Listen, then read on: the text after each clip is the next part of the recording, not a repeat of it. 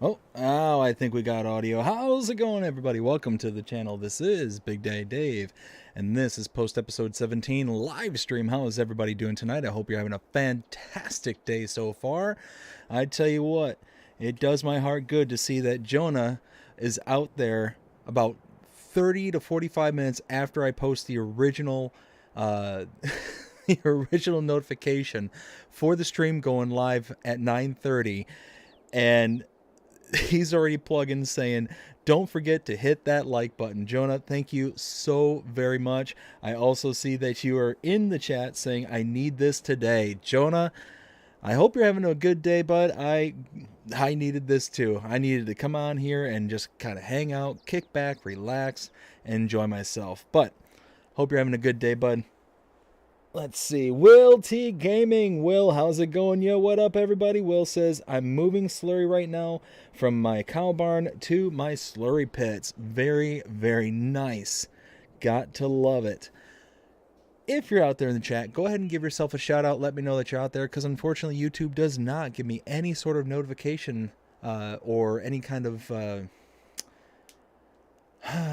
roll call system. There we go. That's the words. Yeah, no kind of roll call system. So if you're out there in the chat, I have no idea that you're out there unless you say something. So we're just going to wait here a few more minutes before we get rocking and rolling. We do have several contracts to work on today, as we can see here. All of them are mowing contracts. We have one silage contract here on 5, and we have 2 hay contracts. Unfortunately, hay, this was a silage contract the last time around, and I was really hoping to get at least one more silage contract out of this, because that would have been amazing. But it's a hay contract and another hay contract over here. So yeah, we got some hay to make. Let's see. Wrench Monkey, hey, how's it going? Hey, BDD and everybody. Hope all is well tonight. It is going fantastic, Wrench Monkey. Hope you're having a fantastic day as well. We are just waiting a few more minutes here before we get rocking and rolling here. I have a couple of mowers already set up. I got this one here, my mower for this big field here, and I've got the other contract mower down on field 5. The reason I have this one here and the other one on 5 is that this one here has a built-in tedder, so we're going to make hay in one pass. It would be just quick and easy, no big deal. The other one is just the Krone Big M. It doesn't have a swather or a tedder built into it, so that one's going to be perfect for making the silage over on field 5. And 38 is also another hay contract, so that's what we're going to be rocking and rolling and doing over there. Let's see. I meant to double check and make sure everything's looking good. Everything's looking good on my end for stream. Perfect. Let's go ahead and put this away. And later on, I will be sharing, several people sent me screenshots this go around, so I'm going to be sharing those later on. And I learned a thing.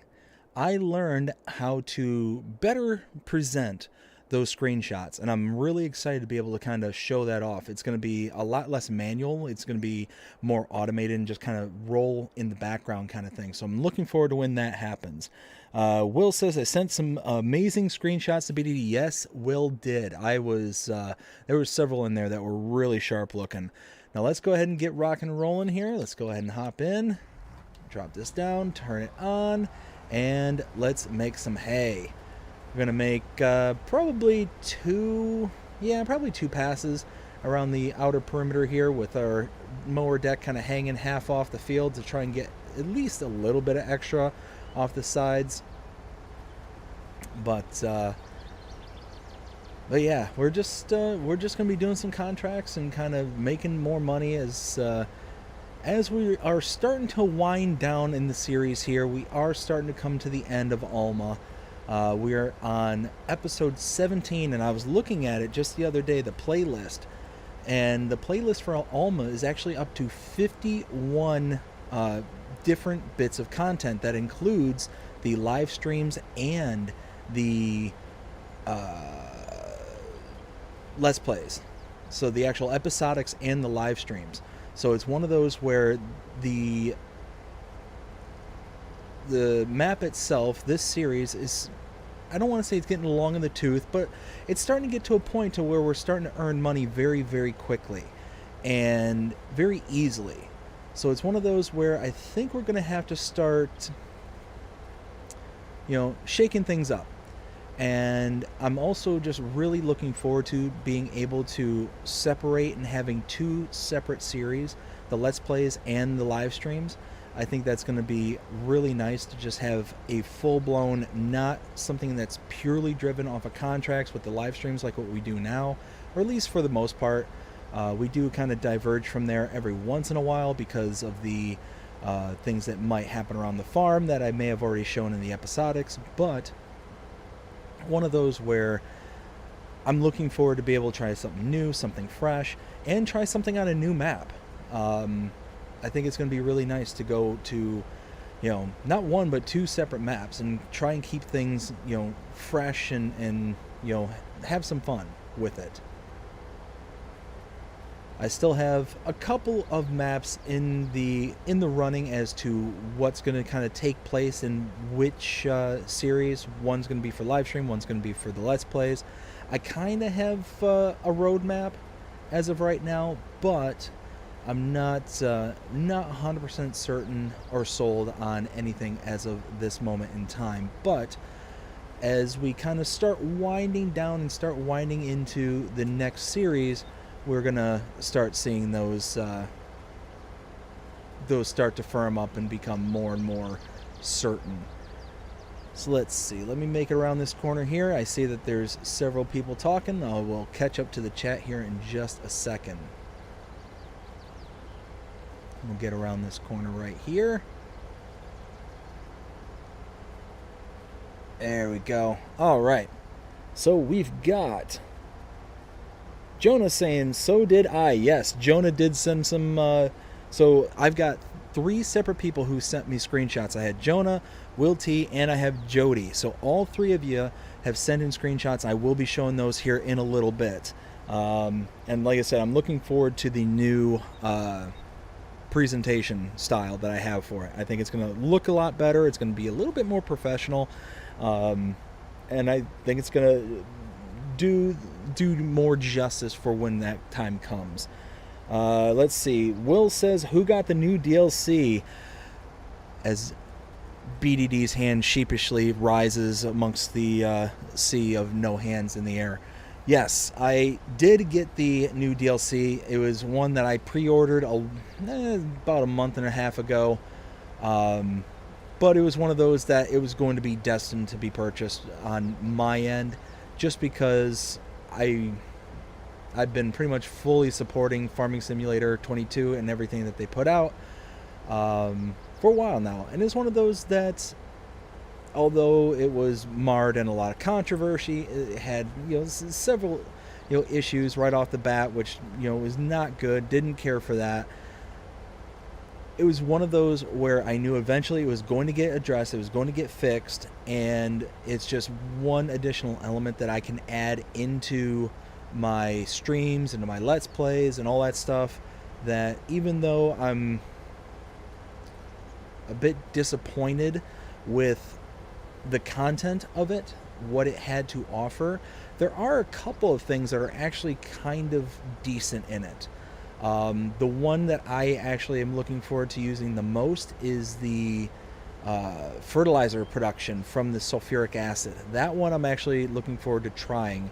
I haven't done any major research. How much does it cost for the sulfuric acid? How much does it cost for how much am I going to be able to produce, and is it actually going to be worth the final price of it? Because we all know there's certain processes that just you start diving into them, you're actually spending more money than you're ever going to make out of them. That's just not really worth the time and the effort and the money, more importantly, to really kind of dive into them. And fertilizer is a pitfall in so many different ways. There's so many different productions out there that does not make making fertilizer that worth it in most cases. There are a couple of mods out there. There are a few out there that really kind of do better than the majority that's out there, but it's few and far between. I do have one in particular in mind where it's certainly better than most, and it's mainly because it produces the least amount of loss for the fertilizer itself. It also gives you the individual components as well, so you can put in you can have one tower for slurry and it'll produce solid fertilizer. You have one for, or actually I think it's liquid fertilizer that one produces. I could be wrong about that. There's one for manure, it goes to solid fertilizer. There's one for, I think, digestate, if I'm not mistaken, then that also goes to solid fertilizer, so on and so forth. It has each individual towers. It's relatively cheap. Actually, it's I'm sitting here just blabbing on instead of just showing it. It's this one over here. Where amongst the millions of mods that I have on my system. Here it is. It's the fertilizer production. So you can take digestate, turn it into solid fertilizer, manure, solid fertilizer, slurry to solid fertilizer, and you can have a liquid version as well, from solid fertilizer and water into liquid.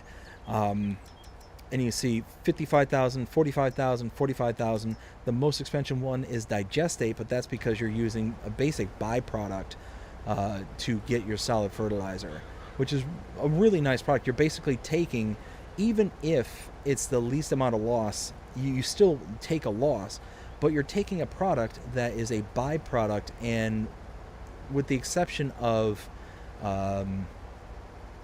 using it as a pre-treatment for your fertilizing states, you really can just infinitely make way more money turning it into solid fertilizer and selling it off rather than dealing with digestate.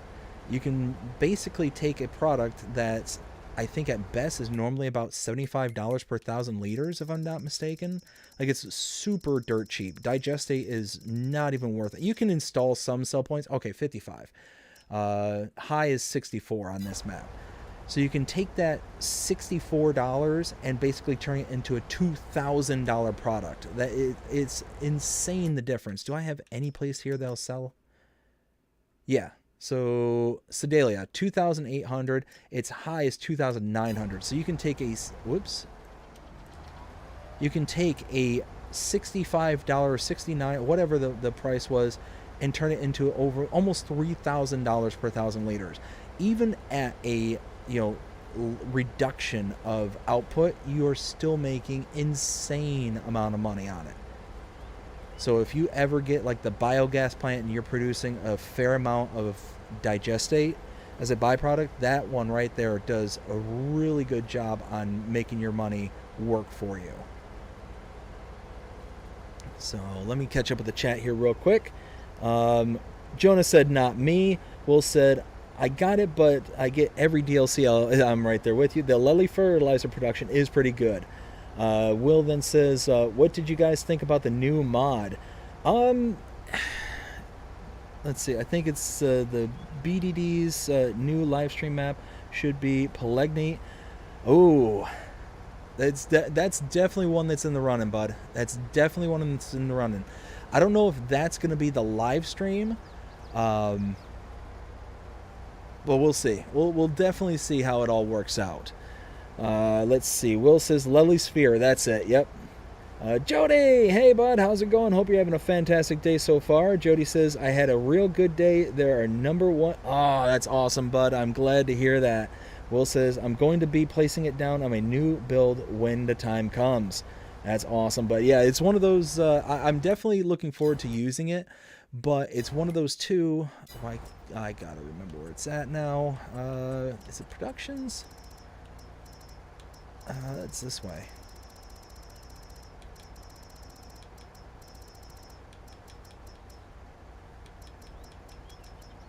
There it is. Yeah, Lely Sphere.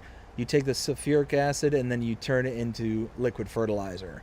So again, I mean, taking something like this, let's see. You know what? We're gonna do some research right here and right now. Right there. Oh wow, $800 for 2,000 liters. Psh, that's nothing. $800. Again, even if you buy 2 tanks, and you're taking a decent loss, again, you can make this into a $2,100 product per 1,000 liters. That might work out. I'd have to do a little bit of testing and see just how much the ratios are, because I did see, I think it was Mr. Sealy P's breakdown on the Lily Sphere, and basically the more cows that you have available, the more product you can get, but it's also more in and more out kind of thing. So it makes sense how it kind of factors into how many cows you have available to you. But it is a nice mod. That is the one thing. The one thing I'm extremely disappointed, like more than the braking and all that stuff, is the washing stations. That in theory could have been really cool, but the problem is to wash your products, like your root crops, you're barely getting anything out of it. Like you're making peanuts to send it through another process to kind of hold up your sales and all that stuff, to have something else to sell. I just don't think it's worth it. At the end of the day, it's just not worth the price and the time and the effort it will take in order to put stuff into it, to get stuff off the ground. And that's ultimately the biggest issue that I have with a lot of the products, is that there's one in particular, I think it was the it was the sugar beet chopper. I forget which one it was, what it was called. But you basically put sugar beets in, cut whole sugar beets in, and you get stones and cut sugar beets out. But the problem is that it dumps it all onto the ground. So you're basically forced to pick everything up off the ground. You can't put a bucket or a trailer underneath it. So it's one of those, like, that's really a lame kind of system. Now, I think what kind of throws me off, it wouldn't be a big deal if the dump trailer symbol, the trailer load, was actually not there. If that symbol wasn't there, I think it'd be okay. But the fact that they have the unload symbol right there, and that you can just dump into a trailer and you can't actually do it, that kind of bugs me. But I don't know. Maybe that's just me. I know I've seen other people complain about that, but I don't know. It just seems silly that that's a part of the mechanic, that it doesn't, whether it doesn't function or it's intended to work like that. If it's intended to work like that, that's fine. Just take away the symbol. But if it's not intended to do that, then that's, again, something that's broken and needs to be fixed. So at the end of the day, do I think that it was worth the, $8 to invest into it? No, I don't think it's worth it personally, but it does create options for somebody like me who, does YouTube and does a storytelling series kind of thing. So it's one of those that if I was just playing the game just to play and have fun, I'd be more upset than what I am. It'd be one of those, would I recommend anybody going out of their way to buy it? Spend their hard-earned $8 to go out and buy it and just have it just to have it? No. I would not recommend it for just the average everyday player. For myself, though, I think it's worth it because it just adds one more option to the storytelling arsenal. There we go. Now we're going to send them off. Let them do them thing. All right, so we've got I am up here. How are you doing today, Will? Says Jody. Will says, what up, Jody? Pretty good. Jody says, had a rough couple of days, a few days ago, but doing a lot better lately. Awesome, bud. Glad to hear that. And also, Will says that is good. Jody says, the PSD sometimes bothers me, like you and Big Daddy Dave. Yeah, I hear you there, bud. Yeah, you were telling me about that yesterday, and I was hoping that, whatever I was saying or whatever I know I can't do much, but I hoped that what I was doing was helping, even if it was just a little bit. Let's see. Will says, I got all my cornfields planted and rolled. Nice. Jody says, where do I find that production? So That production in particular, the one that we're talking about for the Lily Sphere, that one comes from the latest DLC pack. The oh goodness, what is it called?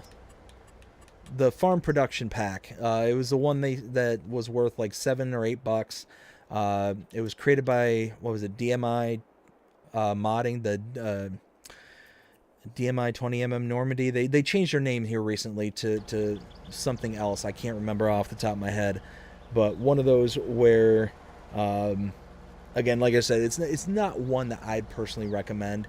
I mean, feel free.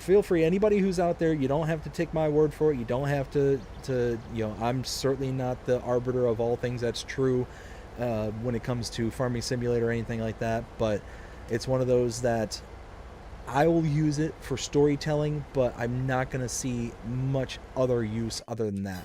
Because like I said, it's one of those where outside of the Lily Sphere here, this thing here, I'm not going to see too much use out of it. Like this one here, the Cleaner Tiger, this is the one where you take cut sugar beets and it gives you stones and... I'm sorry, you take sugar beets and you get out stones and cut sugar beets. I mean, if that's the case, if you want something like that, then download this one down here. And this one is way better. Is this it? No.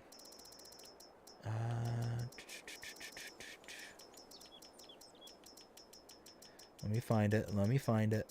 This one here, the sugar beet processing plant. This one is infinitely better than the Tiger there, and the reason being is that you put in water and regular sugar beets, and you get out stones, which you get with the Tiger, cut sugar beets, which you get with the Tiger, but you also get slurry as another byproduct. Now, it doesn't have a ton of space or anything like that, but I think it holds more than what the Tiger does. It's not that much more expensive, but it gives you the additional output of slurry, which is huge. It's a huge one there. And then if you put that in combination with some other production or something like that, it works out very, very nicely in the end. Now we are here. Let's go ahead and cut this. Let's see. Jody says, I'm doing the contract right now on that. I'm helping my wife out on her farm. Oh, nice. Is she still on the... what's the map called? New Minibrun? Is she still working on that one? Will says, I got all my cornfield. No, I read that. Oh, so I skipped Jody's. I'm sorry, Jody. I didn't mean to skip you there. Jody also says, where do I find that production? I read that already. Will says, all the sell points that come with the DLC take different things every new day. Oh, really? So it just kind of bounces around it from product to product? I don't like that at all. Let's see. Will says, what production, Jody? Jody says, didn't like the DLC. Yeah. It should have been free. Yeah, with all the stuff that came with it. Basically a glorified barns and buildings pack is essentially what I can boil it down to. And I don't... Look, I have nothing against DMI modding or anything like that. I'm not saying any of this stuff to be, mean or anything like that. And I know they've been completely... ripped up and down here over the past couple of weeks especially when it came out to all the other creators like Mr. Sealy P, when it came out to Farmer Cop, when it came out to DJ Goham, when it came out to all of them and they saw that all this stuff, Driver 53, when they saw that all this stuff was broken when it got to them, they were pretty upset, and justifiably so in my opinion. But they've been pretty much torn up and down this whole time. So I'm not sitting here trying to add fuel to the fire or anything like that. But it's certainly one of those where the fact that they were asking for money for this is a severe disappointment, number one. But number two,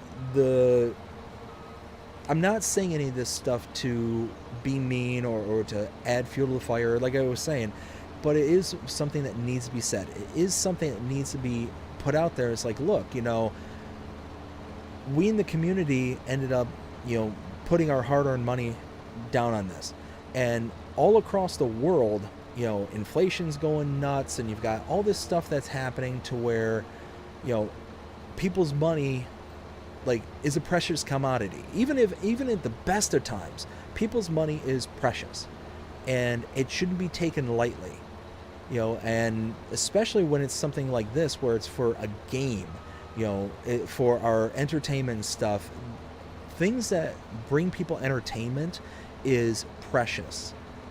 That's why I personally take it so personally when places like Hollywood and all this stuff kind of have an about face on the whole theory of entertainment and are going more into the realm of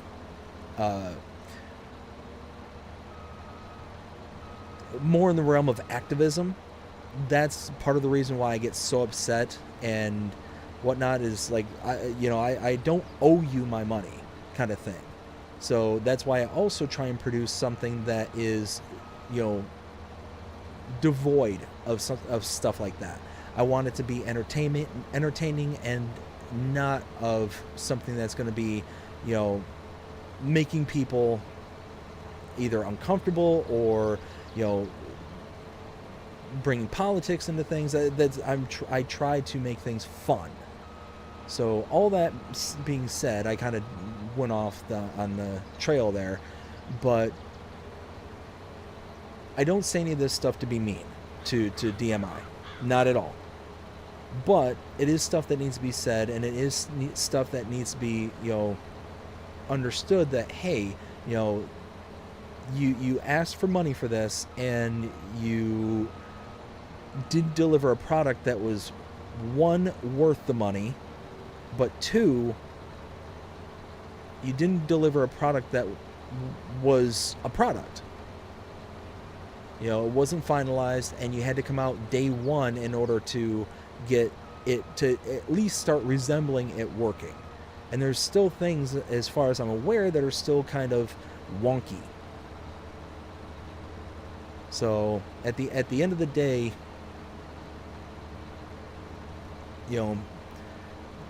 people are criticizing them, and to a certain degree, I certainly understand it. But I also don't want to dogpile on it as well. So, all right, let's get this worker running like so. All right, let me continue on with the chat here. So we've got, let's see. Will said, "What production, Jody?" I read that already. Will said, "It should have been free." I read that. Saskatchewan, hey, how's it going? Hope you're having a fantastic day so far. Just hit 155 subs day. Awesome, bud. Congratulations. Keep it up. Edmonton Oilers are playing against the Vancouver. Oh, that's not the Battle of Alberta. That's not Alberta. No. Anyways, Battle of Canada. That's going to be a good one. That is definitely going to be a good series. I know that Vancouver did really, really good this season. So yeah, that's going to be a good series. Jody says, trying to learn how to do storytelling in the game. I mean, that's... So what I tend to do, Jody, just to kind of give you a little insight from my perspective, is that before I start telling the story, I kind of have a general path of where I want that episode to go. So I kind of plan out things before I go out and record them, and kind of go from there and let the story kind of evolve from that. So if I, like, hey, I've got, if I have all these fields that I have access to now that need to be planted, well, I need to plant them, and that needs to be a part of the story somehow, and incorporate them in there. For those who haven't seen the most recent episode there will know that, I incorporated this little oopsie or whatever this, missing product is. I incorporated that into the story. So it was just one of those kind of, it's in there. I didn't make a huge deal out of it, but, it is there. It is kind of in the lore of this particular field. So one of those where, I know come next month, I think this field is going to be up and running to where I can harvest it. So that's going to be part of the next episode, and, so on and so forth, is that you have a general path of where you want the episode to go, and you just kind of let it go from there. Let's see. Saskatchewan says, I just uploaded FS22 video harvest wheat on 32X map. Nice. Jody says, appreciate everything you do for me, bud. And hey, no problem, bud. No problem at all. I'm glad that I can help out in any way, big or small. Ken says, hello, everyone. BDD Gaming.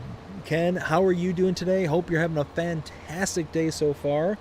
Let's see. Saskatchewan says, who wants to join my server? It's on Elm Creek. My server is called Everyone Can Join 24/7. I got to join John Deere. Let's see. So, Saskatchewan, I'm just going to ask that you're not actively trying to get people in the middle of the stream. I don't mind if you set something up for after or whatnot. Just, I ask not in the middle of it. Will then says, what up, Ken? Saskatchewan says, hey to Ken, and what time is it for everyone? Philippa, hey, how's it going? Hope you're having a fantastic day as well. Says, hi, BDD. Saskatchewan says, did see the new MacDun header coming out soon for DJ Goham Farm Sim News. Ooh, very nice. Will says, I just filled my first slurry pit with 3.5, wow, 3.5 million liters, almost 3.6 million. That's, I just read the next line. That's a lot of, Oh, that's a good one, Ken. Thank you. Let's see. Will then says, Ken, right, LOL. Will also says, Ken, are you going to, you're going to like the screenshots I sent to BDD, though? Thought they were really good. Yes. And speaking of which, now that we kind of have both of the workers working at the moment, let's go ahead and view some of those. Ken says, all your screenshots are good, Will. Yes, they are. And then Will also says, thanks, man, but these are different. I feel these are my best yet. And then and then Ken says to Will, or the cool emoji. Let's see. So let's go ahead. Outlaw Custom, how's it going? Hope you're having a fantastic day so far. Says, hi, everyone. Just thought I'd stop by and say hi real quick and finish up my stream since I only have one viewer. Well, Outlaw, I appreciate you stopping in and hanging out with us. Hope you're having a fantastic day so far. Now, I'm going to go ahead and start the show for the slideshows, or the screenshots, I should say. I'm going to start with Jody's screenshots. Now, again, this is going to be a little bit different of a format. So normally what I would do is I would actually, in the background, I'll kind of give you a little, behind the scenes.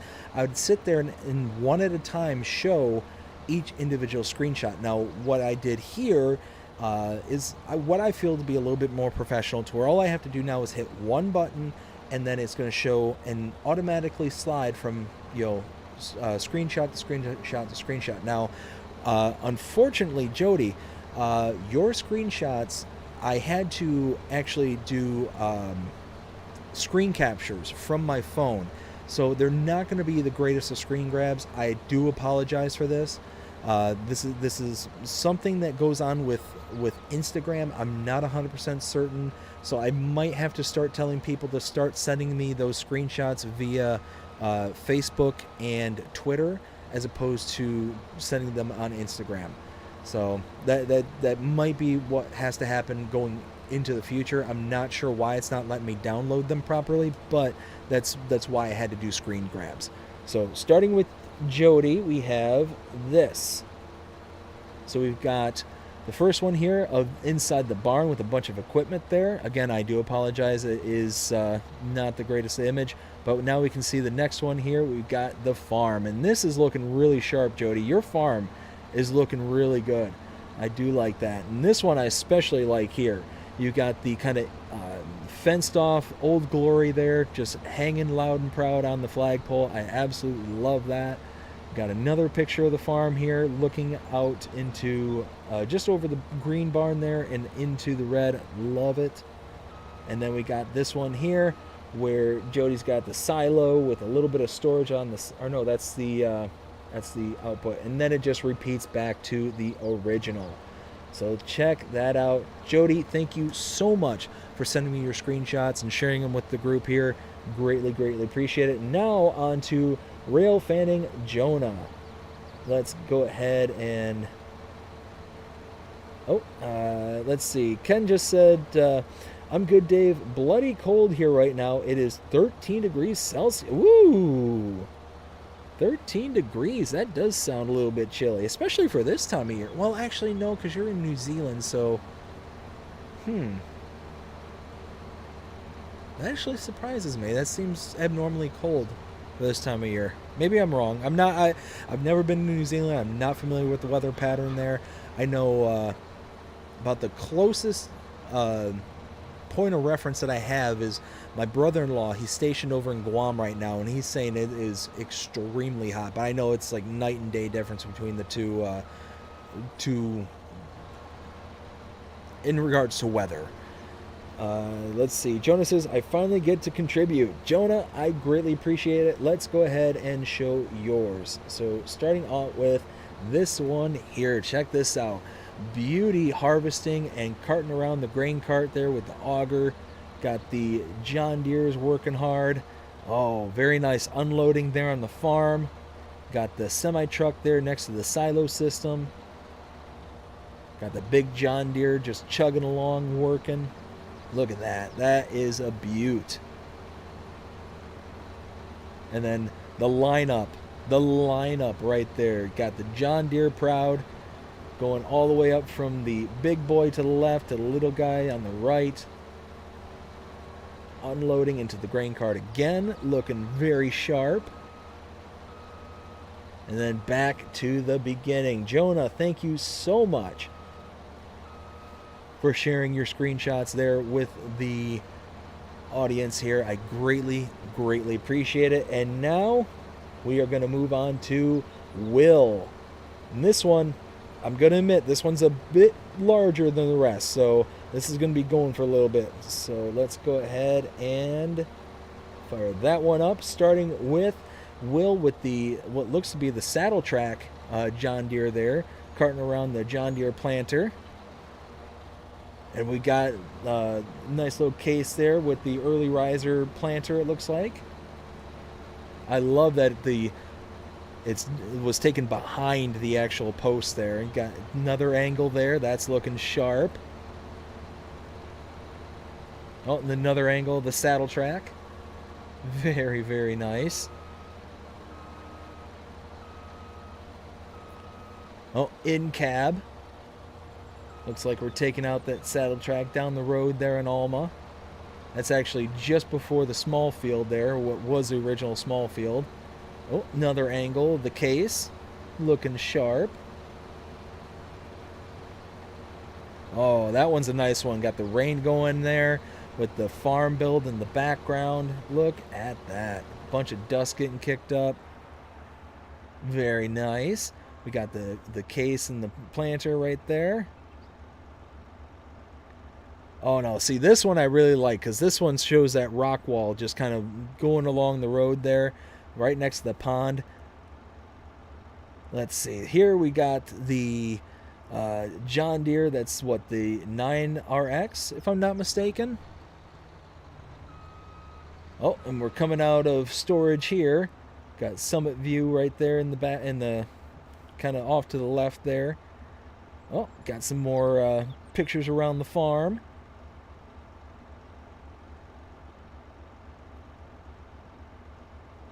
Oh, and then looks like we're taking that saddle track out into the main road. Got the exiting right there. Oh, unfolding some of the equipment there. Looking good. Got that nice low profile so it's focused right on there. Oh, looks like we got another one of coming out the bay. Yeah, look at that. That's looking nice. Oh, doing some slurry work it looks like. With the big John Deere there. Big articulating one. Oh, and now we got the new tractor with the, well, looks like the Kinsey. Oh, we got another one with the John Deere with more planted. Looks like, I think that's the corn work that you were doing there, right, Will, if I'm not mistaken? Oh, look at that. That's definitely some slurry work there with the big John Deere. Looking good, looking sharp. Got the John Deere working some more with the farm build in the back. I tell you what, Will, you've really got the eye. You got the good eye when it comes to the screenshots. I like this one too. This one here is really nice. You got the case there with the trees in the background. Oh, now that's a good one right there. Got the big roller there with the Steiger. Got the big farm build in the background. Doing some rolling there on the farm. Look at that. That looks great. Got some more planting going on there. Yeah, look at that. Look at that. That's a beauty right there. Bringing in the cedar into the farm, it looks like. Oh, taking out the slurry. Look at that. See, I love those little archways that you got built in there right next to that rail system there too. Makes it just look so sharp. Nice little entrance and exit coming in and out of the farm. Got some more planting going on. Looks like with the Kinsey. I think that's the case with the cane, the sugar cane spacing, if I'm not mistaken. Oh, look at that. Getting ready to leave and do some more slurry work. That's looking great. Looks fantastic. Look at that. Those are the slurry tanks there that he's got in the background. Again, I love that little rail system you got there. Just an absolutely insanely large farm build here on Will's. Look at that. You got that's the case saddle track there in the background. That's nice. Oh, we got another one of the early riser.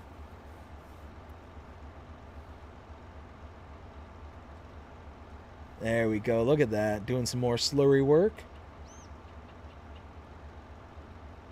Yeah, look at that. Doing really, really nice. I tell you what, I really like those low profile shots too. It really kind of highlights the background while not losing anything in the foreground. Got another of the planting. Got all this work in the rain. A ton of work in the rain. Ooh, look at that Steiger. Got the track Steiger there with the plow on the background. Looks real nice in the morning light. Getting ready to do some plowing. Very, very nice. Oh, some more planting.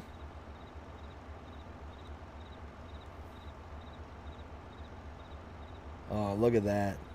Look at that. I just love, like, everything that's captured. Like, there's so much depth in these photos. You got the action in the foreground. You got the still farm in the background. Here, again, you got the same thing going on. You got the kind of action shot from the tractor in the foreground and everything else in the background is going on.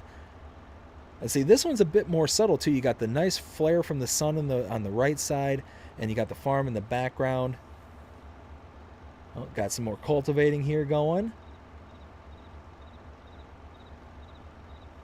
Oh, taking the rest of the equipment down the road. Looking good in the morning light there in April. Whew, man. Whole bunch. Excellent screenshots. To Jonah, absolutely some excellent shots. Oh, doing some more rolling there. Looks like with the wheeled Steiger. Looks nice. Steiger! Look at that. Look at that. That's beauty right there. You got that hill from that last screenshot. The hill is actually hiding most of the barn in the background. That's really cool. Oh, doing some more planting with the John Deere and the saddle track. Very nice. There we go. Look at that. Oh. Well, I tell you what, bud, you definitely have a good eye. You definitely have a good eye. And it looks like we are back at the beginning with the saddle track. So that is everything from Will. Will, I want to thank you. Yes, we are back at the beginning. There we go. Will, I want to thank you for submitting your screenshots here to the channel. I greatly appreciate it. I want to thank everybody who submitted screenshots here today. Jody, Real Fanning Joda, and Will T. Thank you all so very, very much. They looked fantastic. Now let's go ahead. We're all done mowing on this field. Let's get the little kind of straggly bits taken care of. I think that was the only one on this side.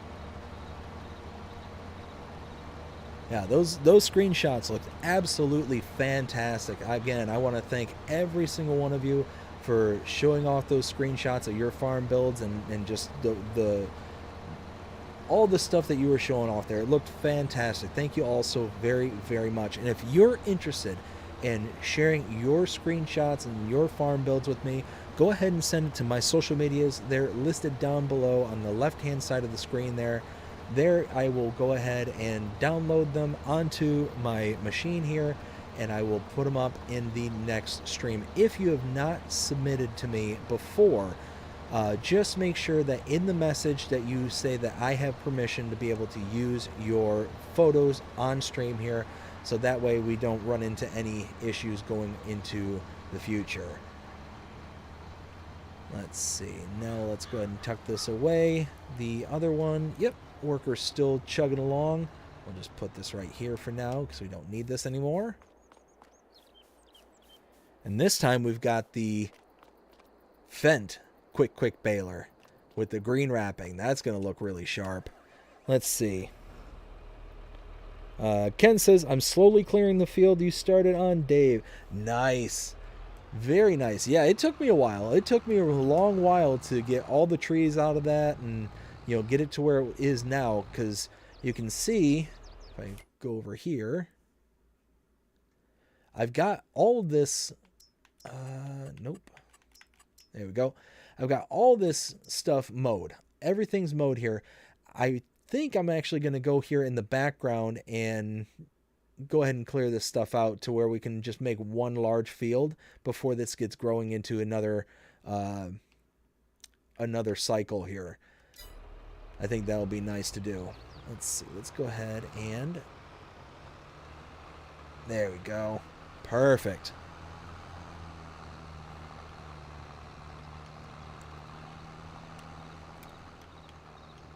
Turn on our lights so we know exactly where we're picking up. Oh yeah, look at that. The nice Fendt green bales. That actually looks really sharp. Nothing wrong with that at all.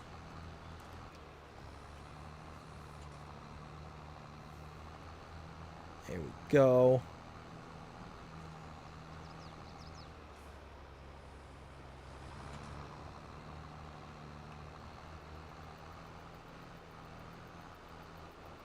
So now we're just going to be making all the silage bales here, and then what we'll do after this is after we make every one of these bales, oops, get that last little chunk there, perfect. But after we get all the bales picked up here, or not picked up, but taken care of, we're going to take the baler over to the other fields and go ahead and take care of that. Now, where am I taking this to? That's something I should know about. I think it's 5. Livestock bale sale point. Okay, so that's... Oh, so they're all going over there. All right, perfect. That actually works out very nicely.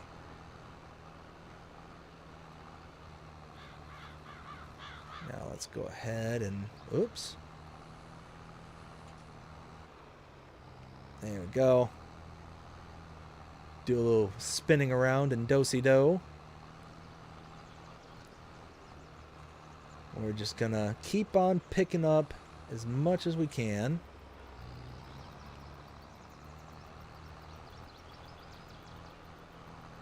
Ah, I'm missing.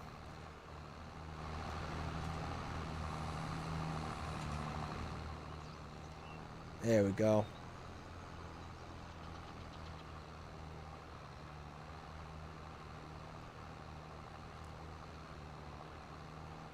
There we go. Now, whoops, I keep on missing. The whole point of me to turn on this light here so I don't miss. But that's okay. We'll get there. We will get there.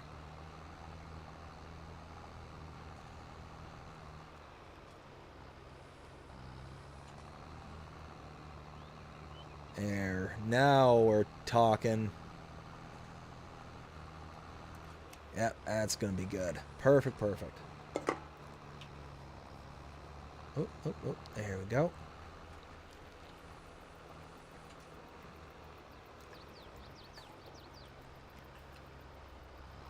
Yeah, see, I like the little Fent green bale wrap. That's actually pretty sharp.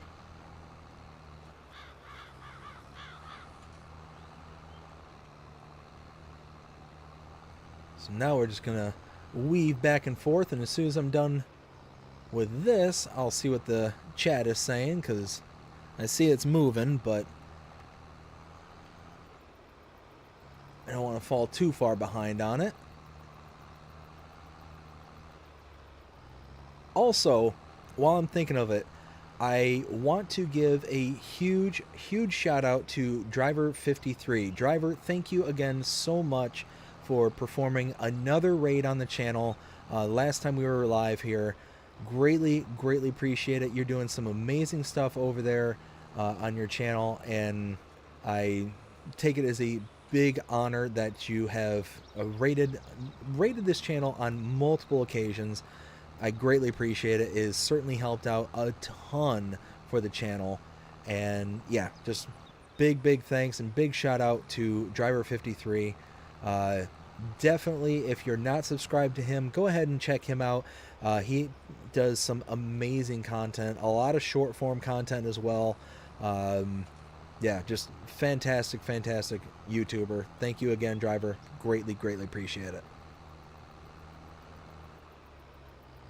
I know I thanked him on the last stream, and I actually reached out to him directly here recently and thanked him behind the scenes. One of those where I just wanted to make sure that it didn't go unappreciated, because that's certainly something that he doesn't have to do, is, you know, to do a raid whatsoever, but to do a raid to this channel on several occasions. Yeah, just super huge, super helpful, and just, again, very much appreciated. So let's see, only a few more rows. We got 1, 2, 3, 4, 5 more rows after this. 1, 2, 3, 4, 6 more rows. There we go.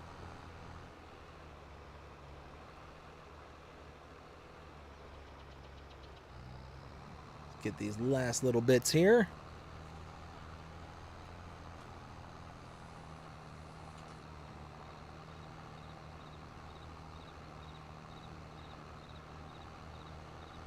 All right, 4, 3. I wish I could bring up like just a big counter on the screen there, and just have the number just kind of flash. One of those where over the past several days, I've had some free time. Now, I won't say like free time, but just enough to kind of start digging around in some of the more behind the scenes kind of things, to try and tighten up the operation that we have going here. Try to make things as, you know, professional as possible. Like the screenshots that we did here just a moment ago, it's a actual slideshow now, and not a kind of me just clicking through and typing in, you know, a word to be able to come through the next thing, kind of come through in the screenshots kind of thing, and then it has a chance of breaking and all this stuff. This is more kind of an automated solution to the job. So I'm glad that I was able to kind of take the time to be able to do it and add just one more element. But one of these days I really want to start, you know, expanding and trying to figure out how to do a lot of these more complicated things behind the scenes that I think will be really cool for the channel. Let's see. Ken says, Excellent screenshots, Will T. Yes, absolutely, Will. Fantastic. Will then says the one with the 715 and the plow, and the one with the old stagger and the roller with the farm in the background are my two favorite ones. Yeah, absolutely. Those are sharp. Those were real sharp looking screenshots there, bud. Absolutely. You had a whole smorgasbord of screenshots, and yeah, they were all good. And then Will says thanks to Ken. Let's see. Let's go check out how we're doing here. Looks like we're doing all right. Let's see. Saskatchewan says watching the NBA playoffs West semifinals. The Denver Nuggets against the Timberwolves. Oh, that'll be a good match. Will then says uploaded some videos on the YouTube channel this morning. Awesome, bud. That's awesome. Let's see. Wrench Monkey says Driver 53 is awesome, and actually that's where I came from and decided to become a member. Yes, absolutely, 100% agree with you that Driver is an awesome streamer, and I don't often get to watch his content. I wish I had more time to where I could watch more of his content, but based on what I've seen, yeah, he seems like a really awesome dude, and just, yeah, really, really, really, I got to show a lot of respect for any kind of creator like him who will, help people out and kind of, how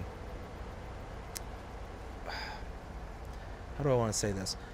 Who will help people out in a position that is lower than him, kind of thing. You look at his channel and how he's got everything all set up. He's definitely one of the bigger channels out there. Certainly not the biggest, but he's up there.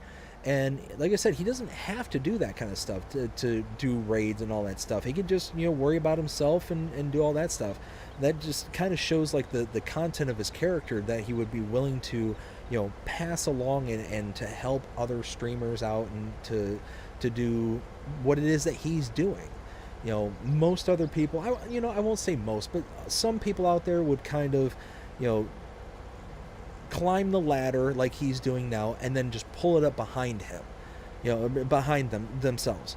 But it seems like he's really, like, not only is he leaving the ladder where it is, but he's also sticking his hand out and saying, hey, let me help you, kind of thing, which is awesome. That's a fantastic way of going about things, which is also kind of the mentality that I take when it comes to this channel. I try and help out people where I can. Unfortunately, I don't have tons and tons of time, and certainly don't have unlimited resources. So it's one of those, I help where I can, and I also allow people to give themselves shout outs to whatever they're doing on the channel. As long as they're not trying to actively try and take people away from streams or away from content that I'm doing, then I have no problem with shout outs or anything like that. It's not a mutually exclusive space, in my opinion. So I have no problems with it. Yeah, and again, Wrench Monkey, thank you for becoming a member. I'm so glad that you were able to become a member, and that you came along with the previous raid. I like that you like what you see here and are able to see the value in it. So greatly appreciate it. Thank you so much. Custom says, hey BD, just got finished with all my state testing about a week ago, just stopping in for a while since I have some free time and don't need a lot of sleep for tomorrow. That's awesome, bud. Congratulations on finishing up your testing. Hopefully you did very well. Custom says, I came from Driver 53 also, and he's a pretty good, he makes pretty good content. Yeah, I think he's definitely up there when it comes to his content. Like I said, a lot of the stuff that I tend to watch with him is the short form, and like the really kind of the explanation material that he has, like especially like the really kind of bonkers off the walls kind of stuff that he does. Like the last one I remember seeing is him trying out to make a regular old harvester into a super large kind of super large storage capacity kind of thing. That one I really thought was really cool, but I've seen bits and pieces from him since then. But that one really kind of stood out to me, because it's like, man, it's like being able to make your 10,000 liter harvester into a 200,000 liter harvester. That's really cool. But I need to pause the stream just really quick. I'll be right back really shortly.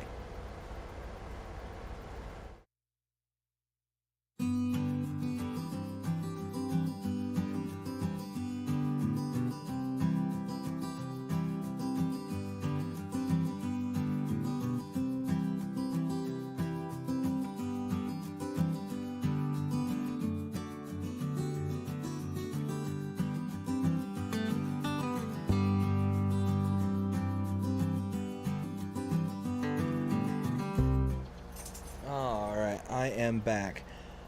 Mrs. is heading off to bed, so I wanted to wish her a good night and sweet dreams. There we go.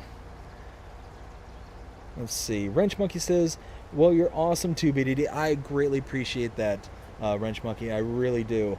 Ken says, it's our autumn here. Oh, that's right, because aren't you technically... I think you're in the southern hemisphere, and that would make you kind of opposite of us. If I remember my high school correctly. Oh, and my my dog decided to go to bed. Well, not my dog, my dad's dog. So my dad is actually on vacation, and we're watching his two dogs, and one of them says hi. And the two sisters, one of them has a blanket that she will sleep with, and what she does is she will take the blanket and throw it up over herself, and then she'll curl up into a ball underneath it and just fall asleep there. And I'm estimating in about, I don't know, 2 to 5 minutes, the younger one, the puppy, she's less than a year old, is going to start missing her sister and is going to go off and climb on top of the blanket, on top of her sister, and basically be the next layer of insulation for her sister. So, yeah, one of those, they are certainly a fun pair of dogs. But, yeah, this is the puppy here is the one who... after the St. Bernard, my dad's St. Bernard passed away, she's the one that's now keeping the other one company. And she can be a little psycho, this little I think she's like a hound dog mix. She can be a little psycho. She has got all that puppy energy in this small little package that yeah, I'm pretty certain. Oh yeah, see, there she goes right there. She's starting to climb off the couch and starting to root around trying to get at her little sister, or big sister. So yeah, one of those where she's pretty predictable. Them two are just attached at the hip. Oh, and now the big sister doesn't want nothing to do with her, so she is climbing back up on the couch trying to avoid her. Oh my goodness. Anyways, yeah, they are a funny pair. Let's see. Ken says, yep, okay, so it was right. So yeah, it's basically the opposite of what we're going through. So right now we're starting to get into the, oh, hi. And now I have a dog between my legs trying to get my attention. See, this is the fun stuff you get when you do a stream with other living creatures in your same vicinity. One of these days, like I keep saying how I definitely want to work up to getting a camera and you know, doing the streams where I'm actually on the stream itself. And one of those where I would love to be able to have it on like a not a tripod, but like a tripod with a rotating head on it, to where I could actually show the dogs whenever they're doing something goofy. Like my one dog, he is trying to drag his bed on top of cabling that he knows he's not supposed to do. So, gotta love it. Gotta love them. Let's see. Check out the chat here real quick.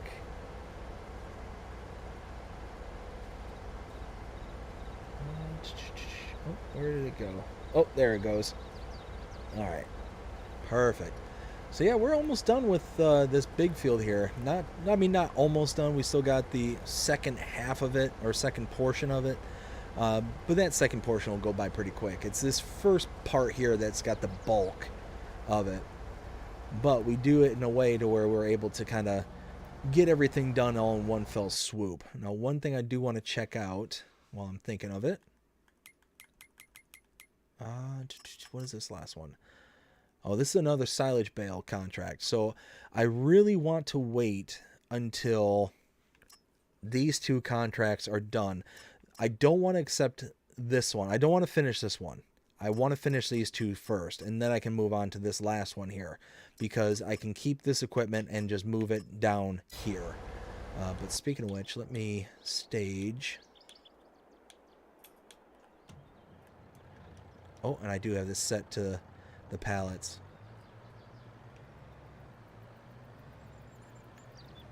So we're going to move this over. Get this back into auto load. There we go.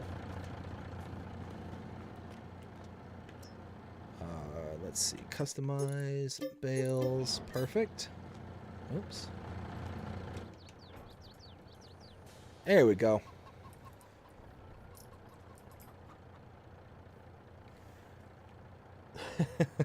Now see, as soon as the big sister ended up coming back on top of the couch, little one came out and just laid right on top of her.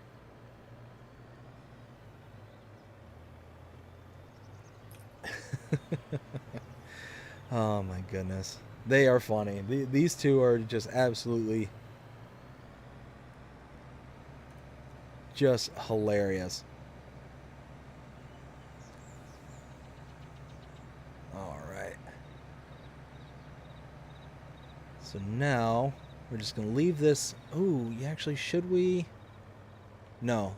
Because I want to take care of the bales over on the other field first, because I want to complete those contracts.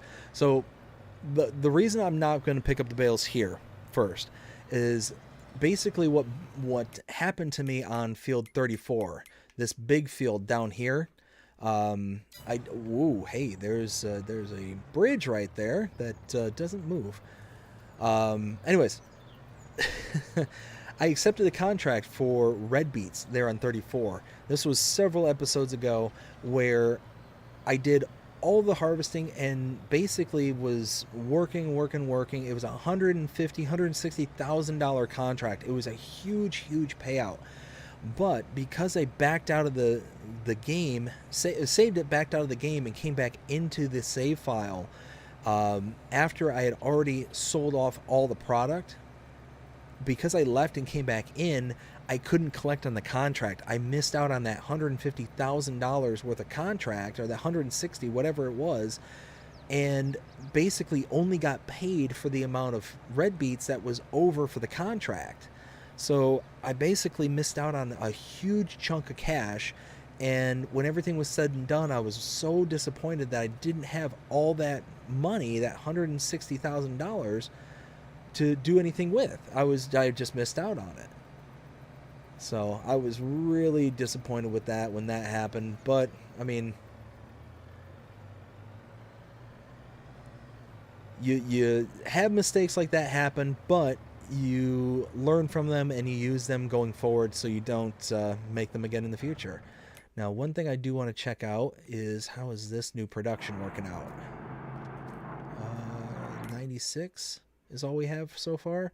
So this is a little bit slow, this production here. We're only going to make 1,440 liters per day here on this one. There are better productions for this, but this map, unfortunately, is not really well suited for placing down other buildings around the map itself. There are some areas I could have, bought this chunk of land here and, terraformed this, but you can see there's still just a gentle slope on this one, and I struggle really hard with placing down buildings and making them look aesthetically pleasing to me. when it terraforms. If it's not flat, I struggle with it very mightily. So this pack, I wish this pack wasn't broken. The what is this? This is,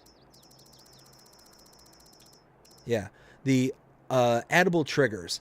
So it's this from this pack here, but they got a bakery, carpentry, and all this stuff. Well, the problem is that some of these they actually have the collisions from the buildings that they're taken up from. So it's just one of those, they just need to be fixed. But the problem is that there we go. The problem is that without having to go back and forth, like I had to go out of the save file, go into my testing map, and make sure that the spinnery was indeed one that was working before I actually planted it and put it all down. I was really kind of, worried about whether or not it was going to mess everything up. So let's see.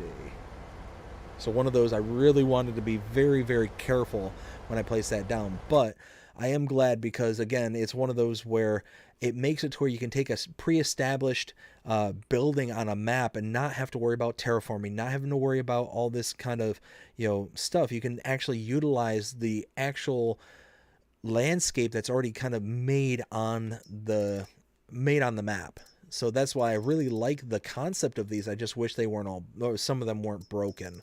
I want to go around and check some of these out. So Ken just said, I'm roasting a leg of lamb, roasting potatoes and carrots for an evening. Ooh, Ken, that sounds delicious. That, for dinner tonight, I ended up making some steak and sweet potatoes. Ended up doing some roasted sweet potatoes. Here lately, I was actually disappointed with sweet potatoes. Like, sweet potatoes, like basic sweet potatoes, I'm not a huge fan of. I don't like the actual taste, but the way that I do them is I normally make sweet potato fries, and what I do is I'll take a mix of salt, pepper, MSG, smoked paprika, it has to be smoked, and garlic powder and onion powder. I'll take all those and I'll take a light spritzing of oil, coat the sweet potato fries in oil, and then mix it with all those spices and seasonings. I'll throw them in the oven and I'll roast them for about typically at about 400 to 425 for about 30-ish minutes, give or take, and they come out and they taste so delicious. It's that kind of nice little salty sweet kind of combination, almost like that like chicken and waffle kind of vibe, that salty and sweet, just so very good. But today ended up not working out in my favor, to where I just ended up just flat out roasting them. I wrapped them in tin foil, I coated them in salt and pepper and threw them in the oven. I wasn't too crazy about them. I was a little disappointed with them, just because I think it was mainly because I just know how I like them, and that wasn't it. So it was kind of a disappointment, but I think I'm really in the mood for my little burrito bowl dish here. I think that's what I'm going to end up making for dinner tomorrow. For that one, I end up doing just some rice. I'll cook up some rice, and here lately I've been making some homemade chicken broth, like bone broth. I also make beef broth as well. But for this, I'll do chicken broth, and I'll wash the rice and I'll cook the rice in the chicken broth, the homemade chicken broth, and add a little bit of salt and pepper to it and whatnot. Let it cook off and be good to go. Well, afterwards, I'll add in corn, black beans. I'll cook off either some beef or some ground turkey, or some chicken. I'll take some kind of protein. Here lately, I've been using either ground beef or ground turkey, and I'll cook that off with some taco seasonings. My wife here lately has been making me this really awesome homemade taco blend seasoning, which has been absolutely delicious. And I'll cook that off with some fire roasted tomatoes and green chilies, and I'll cook that all together, let them kind of marry up, and then I'll take the meat, add it into the cooked rice, add in the corn and black beans into the rice, and then I'll top it with a sauce mixture that I make. It is so good, but if you don't like spicy, then that's not going to be your kind of sauce. But you take a can of chipotle in adobo, chipotle peppers in adobo, and you throw that into a blender and you mix in what I typically do is I'll take about a cup's worth of Greek yogurt, just plain Greek yogurt, mix in a half to 3/4 cup of cottage cheese, and about a half a cup of sour cream, and I'll mix all that together with salt, pepper, dill weed, and garlic powder and onion powder. Blend that all together, let that kind of marry and get to know each other. And then after that, I'll take the rice mixture, I'll add the sauce to it, I'll top it off with a little bit of cheese, I'll put stuff on like either lettuce or spinach. Typically lettuce is what I'll go with. So lettuce, tomatoes,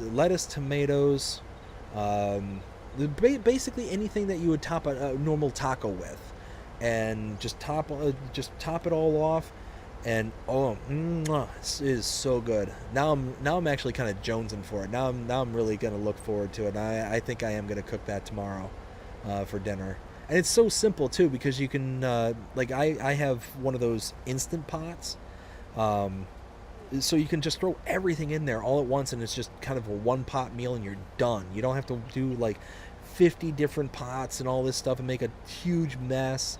That's the one thing like about tacos that I don't necessarily like, is that you've got so many different toppings and so many different things that you have to essentially have all these different cambros or what's the word I'm looking for, containers that house all these different toppings, to where this is just kind of a one and done kind of thing. You just kind of mix it all together and you're done. Let's see. Saskatchewan says the umpires should be playing baseball without a mask. I don't know if they'd want to do that, bud. One of those where I don't think they want to catch a ball to the face.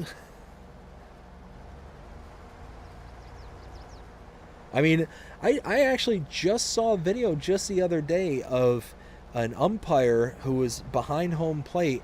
The batter ended up swinging at the ball and just barely made connection with it. Basically just a foul tip. And ended up blasting the umpire like directly in the mask. Like it actually like caught them on the bridge of the nose. And it hit so hard they actually cut the bridge of their nose, because it smacked the mask up into their face. Like, they would have got that ball right in the face, like they would have been out. So I mean, I don't know. I don't know if I can endorse that one. Let's see. Ken says, I use malt vinegar and pour over the leg of lamb. Wow. Ooh, that sounds good. Custom says BRB. All right, Custom. We'll see you when you get back. Let's see. Saskatchewan also says, I place 160.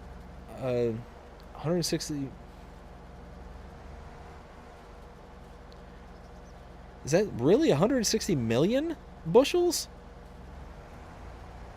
12 grain bins on FS22 on PC 32X map. Nice. Todd, hey, how's it going, Todd? Hope you're having a fantastic day so far. Ken says, hey to Todd. Saskatchewan says, does everyone want to join my server, Elm Creek? Let's see. Getting hit in the face with the baseball doesn't hurt. Again, Saskatchewan, I'm going to have to disagree. I mean, one of those where, taken from personal experience, I played baseball back in the day. I think at my oldest that I was playing baseball, I might have been, I don't know, 12, 13, give or take, maybe somewhere in that ballpark. Just prior to high school is when I stopped playing baseball.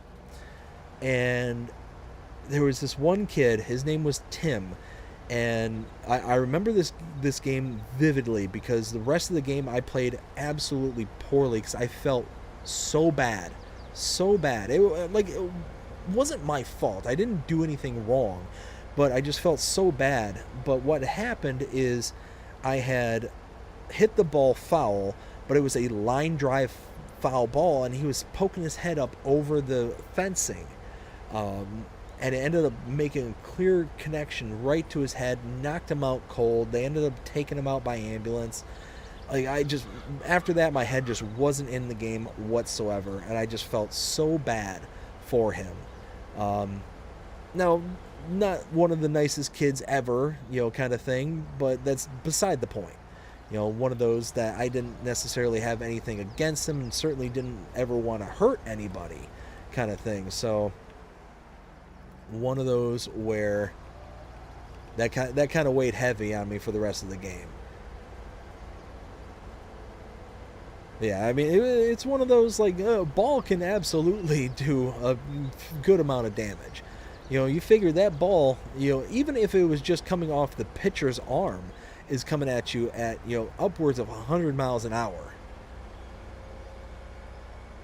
So even if the pitcher just throws it and it beans them, in the face, that's going to hurt. That's going to hurt quite a bit.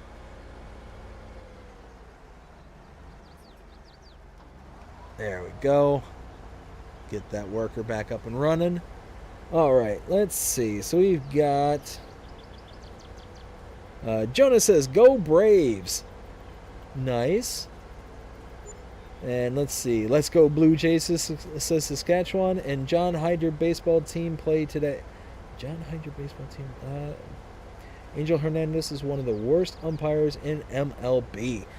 So I'm not sure about the John Hyder baseball team. I don't know what that means. And I'm not sure about Angel Hernandez, but I will certainly take your word for it, bud. One of those that I really don't follow baseball much anymore. It was a great sport to play, but not one that I can sit back and watch too readily. Just a lot of up and down. Now, I used to go to the games. I used to go see what was it? They used to be known as the Devil Rays, but now they're just the Rays. But used to go down and see them all the time, and that was a lot of fun because way back in the day, my dad, he had a job where he was a general contractor, and he worked for a company who would give away tickets all the time because they had season tickets, and they would give him pick of tickets every once in a while, and he didn't really necessarily want to go out or do anything like that, so I'd make the trip up to Tampa and check out the Rays play, and it was a lot of fun. And that was back in the day when they had Steve Madden and in coach, and when they were really making pushes to be really good. Let's see. Saskatchewan says, "I only watch playoff baseball." Now, see, playoff baseball is definitely a bit more exciting because you got the kind of the atmosphere around it as well. But yeah, I mean, in my opinion, seasons are way too long. You play the same team 4, 5, 6 times in a row. That just gets really old because it's basically the same game over and over and over. The only difference is you might get you'll get a new pitcher, a new series of pitchers and stuff like that. It's just one of those, the season is way too long. It's way too repetitive kind of thing. So I don't know, just and a lot of downtime between action. So that's my biggest complaints about baseball as it's set up right now. Let's see. "I feel sorry for the Toronto Maple Leafs." Oh yeah, yeah. I was really bummed out because I was actually wanting the Maple Leafs to win that series against Boston. I'm not a Boston fan whatsoever when it comes to the Bruins. And really, it's the one player they have on their team. He drives me absolutely nuts. He's just a really poor sportsmanship, that Brad Marchand. Really don't like him at all. He's just, like I said, I'm one of those kind of people and players that sportsmanship in any sport is a very important thing to me. And when I see that you are, you know, being a poor sport, when you're acting the way that a player like him acts, it's just not the kind of style that I ever was a fan of, and certainly not a type of player that I would ever root for. Even if, like, one day he were to become like a Detroit Red Wing, a team that I, you know, live and breathe for, kind of thing, he's a player that I just could not get behind, kind of thing. It'd be one of those like, oh man, I hope we trade him this year, kind of thing. But that's just me personally. Like, it's like I said, I've never liked that kind of personality on any sport or any player. It just, that kind of thing bothers me.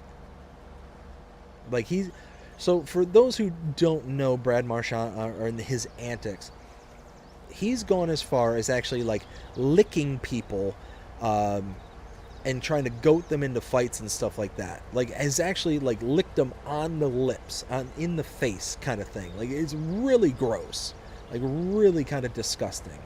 Yeah, it's just one of those kind of antics that doesn't belong in the sport. Let's see. Jonas says that baseball can do some damage. Baseball can do some damage. Just ask my dad's winch. Yeah, 100%. As a matter of fact, that's another story I can tell. So back when I was playing, grew up in a really small town kind of thing, and where we were playing, it was basically just a open baseball diamond kind of thing that was associated to the school that we were with, and one of those where because there was no like parking lot or anything like that, all the parents would park their cars at the very outer perimeter of the field, kind of thing, and they would all just be lined up basically from center to right field is where all the cars would be parked, and nobody really batted an eye at it because we were a bunch of kids. We were all like, you know, like I said, the oldest I played was at like 12, 13-ish, somewhere in that ballpark. And nobody was really like smashing a bunch of home runs or anything like that. Well, that season I ended up getting 2 home runs. One of them I ended up blowing out the the windshield of one of the opposing team's father's cars, and he was mad. He was letting everybody know that he was furious because I got everything on this ball, and it just and just completely just did the whole spider web on the whole windshield. He had to drive that thing home like that. It was nuts. And I heard somebody, because I was sitting there, you know, celebrating and whatnot, and I heard somebody say, well, hey, at least they hit the windshield. You can replace that. You can just claim it on your insurance. Oh, he's all upset and mad and all this stuff. It's like, well, I mean, you should have known that was at least a possibility. But the second home run I got that year, I ended up blowing out a school's gymnasium window when that happened. So that one, we were at a opposing school's field, and their school was actually right off the diamond. And again, just like ours, we didn't have like fencing around the field or anything like that. Like, it was just the middle of nowhere up in Michigan kind of thing. But their school was right up against it, and again, they just didn't anticipate, you know, people actually getting a hold of the ball and clearing it into, you know, home run territory. Well, I ended up getting a hold of it, and kaboosh, blew out the gymnasium window. I'm like, ooh, that sounded expensive. But thankfully, you know, I'm just a kid, and that's not my bill to pay. So, one of those, I didn't design the field. I didn't design the school being right there, and meh. And one of those, you know, I was, of course, of the age of, you know, oh, hey, something broke. That's cool, kind of thing. So, what's funny is so my home run was actually the second home run that was hit that game. The first one was by a teammate of mine who actually hit the roof that was next to where the gymnasium was. So the only reason I knew it was the gym that I hit was because the team that we were playing against, oh man, he blew out the gym window. So that was the only reason I knew it was the gym, because I'd never been to that school before and never been to that school since. So it was one of those, like, it was just a kind of a cool thing. And again, it was, oh, he blew out the gym window. Oh.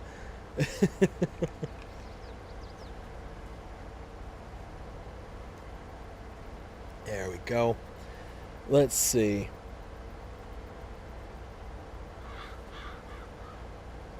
Where was I? Saskatchewan says Maple Leafs against Boston 2-1 in OT. Yeah, that was definitely a rough one. I mean, they gave it their all. They got all the way to overtime, and then all of a sudden lost it in Game 7 in overtime. That's a rough one. That's a hard pill to swallow. And also, I was. Here's the thing. The only original 16 that I want to do good in any playoffs is the Detroit Red Wings. That's the only original 16. So I'll be happy if in this round the Boston the Boston Bruins get taken out and the New York Rangers. If both of those teams get taken out, I'll be a happy camper. So that means that Boston, I think, is going up against. Oh goodness, who are they going up against? I think.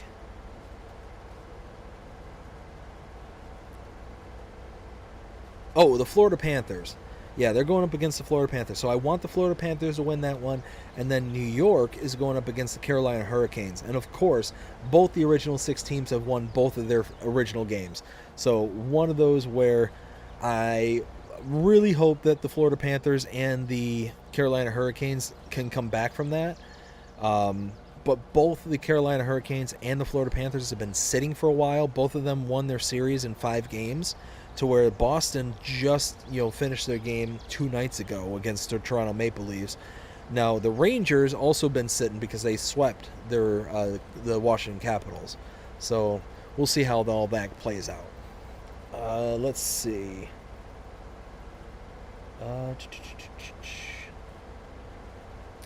Saskatchewan says, I'm going to get up early tomorrow. I'm going to Moose Jaw in the city of Saskatchewan. It's a 12-hour drive. Holy smokes. Well, hopefully you're going to be having some fun there in Moose Jaw. Let's see. When umpires ejecting players, what are they pointing at when they throw them out? So they're basically just, pointing, saying, hey, get out of here. They might actually be pointing towards where the gate is for them to leave, kind of thing. But mainly it's just the signal for them, you're out of here kind of thing. Get out. Why umpires mask off? How come they don't keep it above the hat? Because I think it's just quicker to rip it off and to get rid of it kind of thing. Jonas says, I almost every game, no matter where my dad parked, his car has been hit by a foul ball. Oh, no. He's got the ball magnet car. Oh. Yeah, there's always that one parent, that one person who has the car that is just, it is like a magnet, just being like tractor beam, just pulling the balls directly. It could be going into the complete opposite side of the field that they parked in, but somehow it just hooks. It's like the bullet from Wanted, just goes around the corner and then targets it kind of thing. There's always that one. And what's funny is you know exactly which one it is because they have littered with dents. It's just dented everywhere. And it gets to a point where eventually they're like, you know what? I can't even be mad about it anymore. You can be mad about the first one. You can even be mad about the second one. But after it happens over and over and over again, several times in a row kind of thing, it's like, you know what? I don't care what the car looks like anymore. I don't care. I'm still making payments on it. I don't care about this anymore. Just, you know what? This is my life. Let's just get it over with. Oh, man. Saskatchewan says, I actually got hit in the face by a baseball and it hurt a lot. I was like, it was like 200 miles an hour. Ooh, yeah. Yeah, I bet you that hurt. I bet you that certainly didn't tickle. Custom says, I'm back, but I might fall asleep. All right, Custom. Well, if you fall asleep, then I hope you have yourself a fantastic night. Greatly appreciate you stopping in and hanging out with us. Let's see. Saskatchewan says, I'll be happy the Colorado Avalanche get knocked out of the playoffs. Yeah. Yeah, it's one of those, ever since they had the big rivalry with the Detroit Red Wings, yeah, I would certainly much rather see them knocked out. Like, out of all the teams that have made it into the playoffs and where they are at now, I wouldn't mind seeing a team like either the Carolina Hurricanes or the Dallas Stars. One of those two teams making it to the Cup and winning it, I'd be fine with either one of those. Even the Florida Panthers, like any one of those three would be kind of my top picks of the team I'd want to win at this point. Yeah, I definitely don't want to see Colorado. I don't want to see Boston because, again, I don't want an original six team to win it. I don't want to see New York. And I really, when it comes to Vancouver and Edmonton, I really don't have a dog in that fight, so I really don't have like a big opinion on it either way. Let's see. Let's see. Jonah says, my best home run was in the bottom of the ninth, inning, 2 out, down by 3 bases, loaded. It was inside the park, home run. I did not go past third base. Wow. Yeah, that definitely makes some memories right there.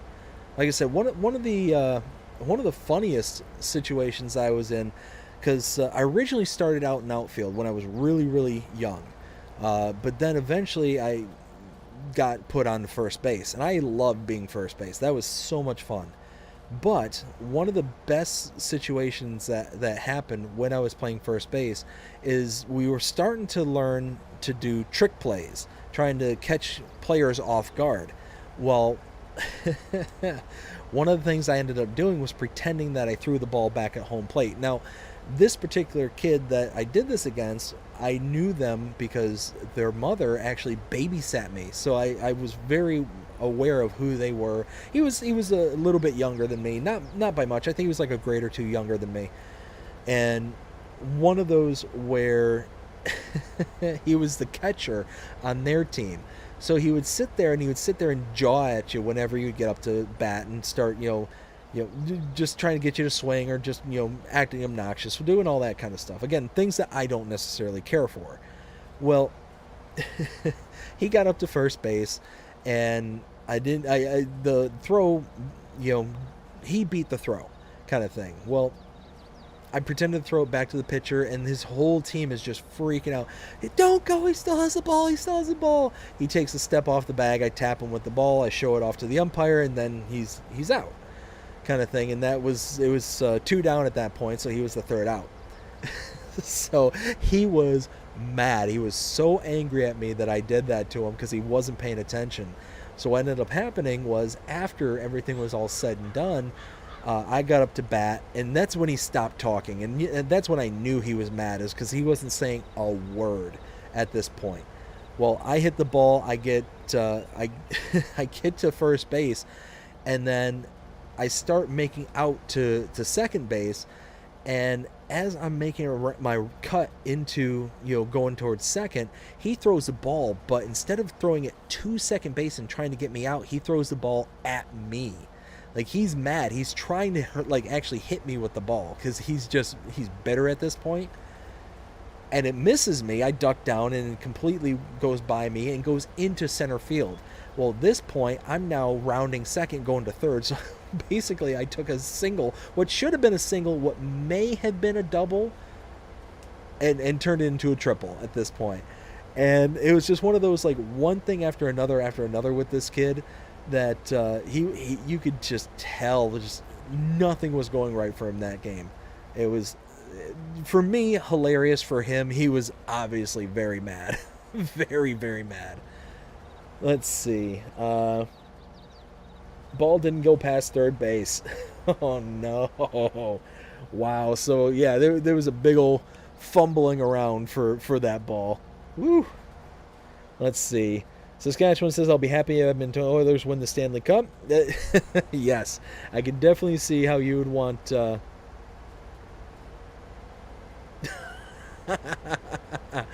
Uh-oh, I read ahead. Let's see. Saskatchewan says the Stanley Cup Finals will be Edmonton Oilers against the Florida Panthers. That'd be a good series. That'd be a good one. Revere Time Todd says, wait a minute, Coloradian here. Oh, no. Oh, no. So, yeah, like I said, bud, is one of those where ever since the whole Colorado Avalanche and Detroit Red Wings back in the what, 90... was it 95, 96? Basically the whole Claude Lemieux, Chris Draper incident. Ever since then, I can't be down with the Colorado Avalanche. One of those, I will forever hold Claude Lemieux responsible for that cheap shot that he put onto Chris Draper. So, I'm sorry about that. Saskatchewan says, if you guys like the mainstream,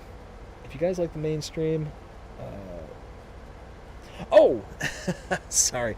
If you like the stream, make sure that you hit the like button, comment, subscribe, and hit the notification. Well, it says value. I think that's notification bell. You won't miss nothing happens with mushrooms. I appreciate the sentiment there, Saskatchewan. I appreciate it. Thank you. Gold Gaming, hey, how's it going? Hope you're having a fantastic night so far. Says, howdy, neighbors. Howdy, Gold. Hope you're having a good one. Todd, get out of here. Get out of here.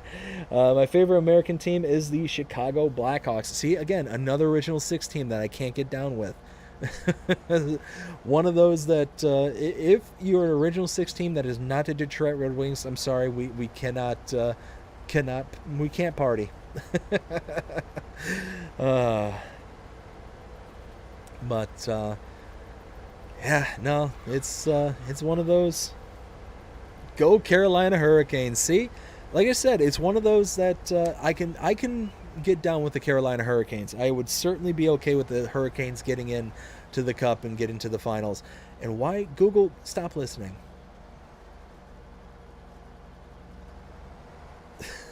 Sorry, for some reason we've got one of those Google Home Network things that listens to your every word. You know, probably listening to me right now, not approving of anything that I say behind the scenes. Anyways, for some reason, every once in a while, it just sits there and pops up and starts listening to whatever your conversation is. I love it. It's very convenient. I've got these like smart devices all throughout the home to turn on lights and do all that kind of stuff. So like whenever I leave the house or things like that, I can set up routines to make it look like, you know, people are home, because I can kick on the lights, I can turn them off and turn them back, doing all that kind of stuff. You know, makes it look like people are home and all that stuff.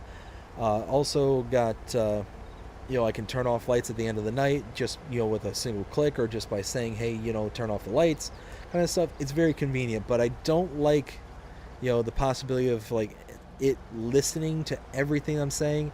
How I got around that, or how I got over it, was the fact that I carry my phone everywhere I go, and I'm certain that, you know, just like the phone, it listens to everything that I say and do. And you know that the phone listens to everything that you're saying, because you could be sitting there talking about, hey, you know, I really could use such and such, you know, I really need to get trash bags, or I really need to get, you know, LED light strips or something like that. I really need those X, Y, and Z thing. And then all of a sudden your Amazon cart is full of all these suggestions of, you know, hey, do you need this? Do you need that? Do you need the other thing? You know that they're listening. The same thing with Facebook, same thing with all these different apps that are out there. You know, they all listen to you. They all harvest this data and whatnot. But you carry your phone everywhere you go. So it's going to listen to you one way or the other. So that's how I kind of rationalize being okay with, you know, being okay with having these devices in my home. But certainly one of these days when Skynet takes over and, you know, whatnot, it's certainly going to be easier to hunt me down.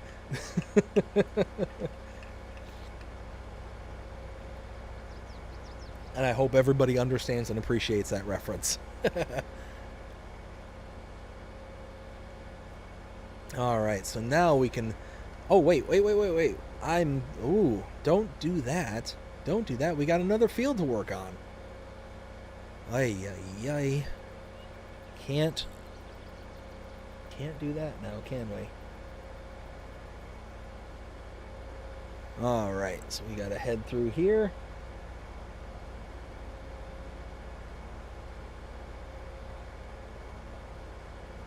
And then we're gonna make some more hay. Oof, there we go. Drop this down. Turn on the mower. There we go. Check it out. So we got that first field all done. We just need to finish this one off. Then we'll collect on the contracts for these two fields.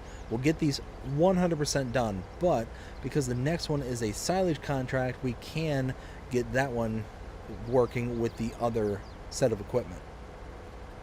We'll be able to do it much, much faster too. So one of those that whenever we can utilize equipment that's better across contracts, that's the one thing. So I do take advantage of the contract system and its lack of smartness. So if you get equipment that's leased out through the contract system, you can use it on any contract that you have access to at that point in time. It doesn't have to be on the field that you are utilizing it for in order to, in order to use it. So I can take the mower and the baler across all three of these contracts and be done with it, kind of thing. I don't have to only use it on the one contract field that it was assigned to. That's one thing that I would like to see Giants do in the coming iterations of the game, is make it to where it specifically tags the equipment with the field that it's supposed to be working on, so it doesn't work on any other field other than the contract field that you're being hired out to do. It's one of those where now I could just do it by myself. I could just not use the equipment for fields that it's not intended to be used for, but it's one of those where if they could get it to where it just kind of does it on its own, then I don't have to worry about it. But it is a part of the system that I do exploit, and I'm not necessarily proud of it, but it does come in handy. Again, try to get things done as quickly as possible, kind of thing, is kind of the name of the game when it comes to, I don't want to say to the live streams, but it's certainly more important in the live streams, and it does get important in the edited content as well. But let's see, we'll finish this first pass and get on to the next one. And I do see that the chat is moving. I'll catch up with that. Actually, let me go ahead and catch up with it here right now. Let's go ahead and ooh. There we go. Alright, so let's see. We've got Saskatchewan says, well, I'll catch you later. You guys have a great night. We'll see you next time. Alright, Saskatchewan, I hope you have a fantastic night. Thanks for coming out and hanging out with us. You take care. Jonah says, who you calling a lady? Let's see. Jonah says, why did the tornado cross the road to assist the chicken? See, I would have said to actually, no, I'm not going to say that one. I'll refrain. Let's see. Wrench says, absolutely will be Skynet. Yes. Yep.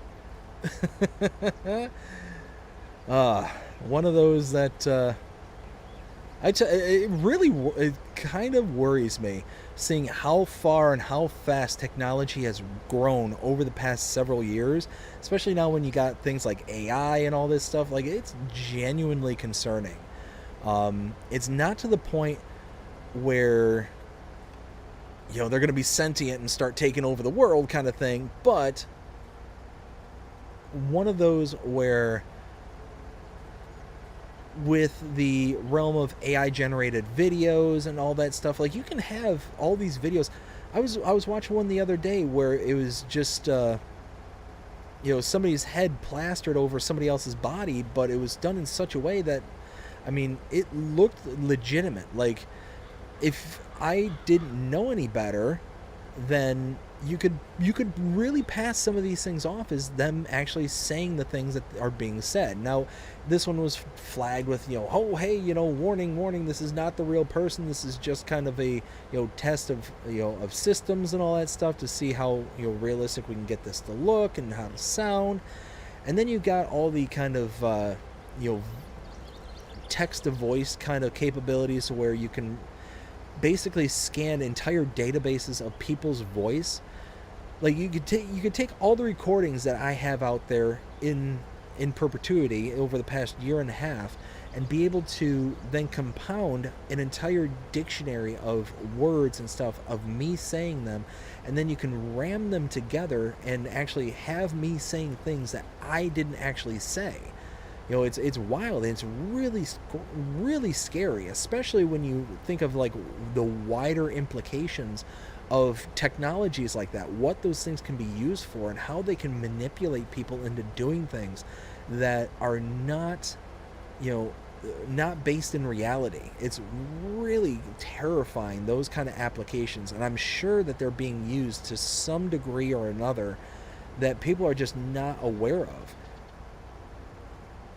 So, one of those, it's going to get to the point to where eventually we're going to see videos out there and we're not going to be able to believe what our eyes are telling us.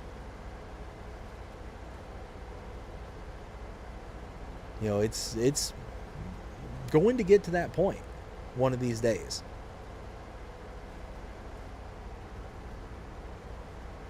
And it'll be, politicians who will, be saying all the, like, most absurd random stuff, and, you'll be able to, point to it and be like, oh, look what he said, and, look at that he said, and then all this random stuff, and it's just like, man, I'm not looking forward to that time.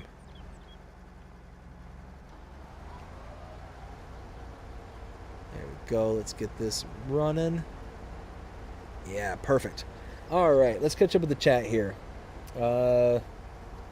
Let's see. Todd says contract needs to have a sector on what equipment you want to rent. Charge accordingly when rent a grain cart, tractor, etc. if you already have one. Now, see, that would be cool. Kind of like an a la carte system. Like, if you wanted to lease out equipment that was specifically for the contract, like, that would be legitimately cool. So yeah, if like all you want is like, hey, I want a tractor, but I don't need the trailer because I have a trailer that'll work for that situation. Let me just use that instead of being leased out for that trailer. I can, like, select, okay, this is the stuff that it's willing to give me. Let me select which ones I do and don't want. That would be cool. That's a good idea, Todd. I like that. We are almost at a person of interest era.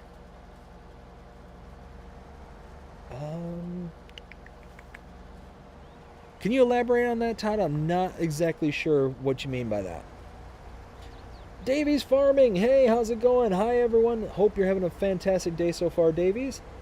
And Ken says, Giants could make it so same crop has been harvested from 2 different fields and not overlap the same delivery to the sell points.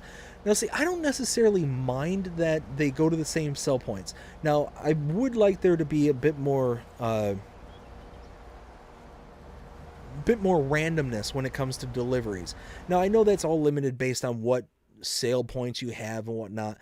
But, I mean, you see, like, this is a perfect example of these 3 contracts have 2 different products, but they're all going to the same location. They're all going to the livestock bale sale point. So it's one of those, why couldn't the game generate a different sell point? Because we have the bale sale point here. We also have the barn that I installed here. And for the silage, we also have this as an input for the biogas plant. So, I mean, there's different areas that it could select, but it all put it in this one. Now, there's only 3 on this particular map. So it's selecting all the same one for this particular area, but it would be nice if there was a bit more options. The TV show Person of Interest. I don't think I know that show. There, Todd. That one's definitely a new one by me. Davey says, how are you doing? I just subscribed a few weeks ago since I posted something your DLC video.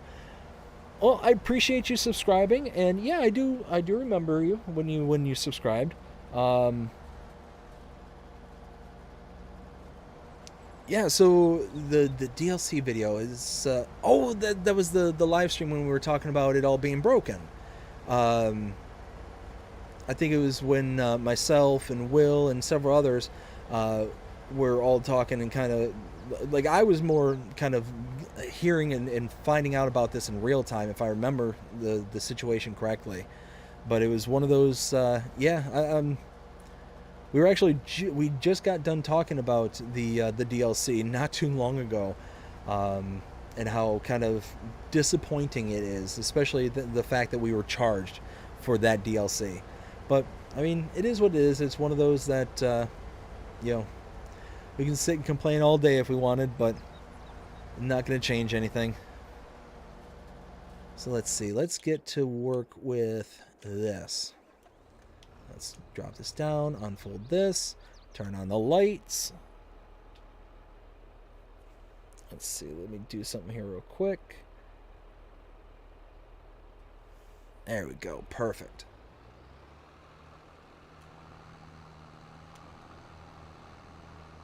All right, now we're rocking and rolling.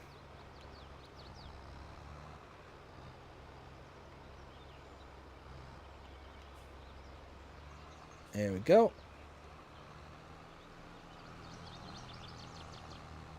Yeah, nice.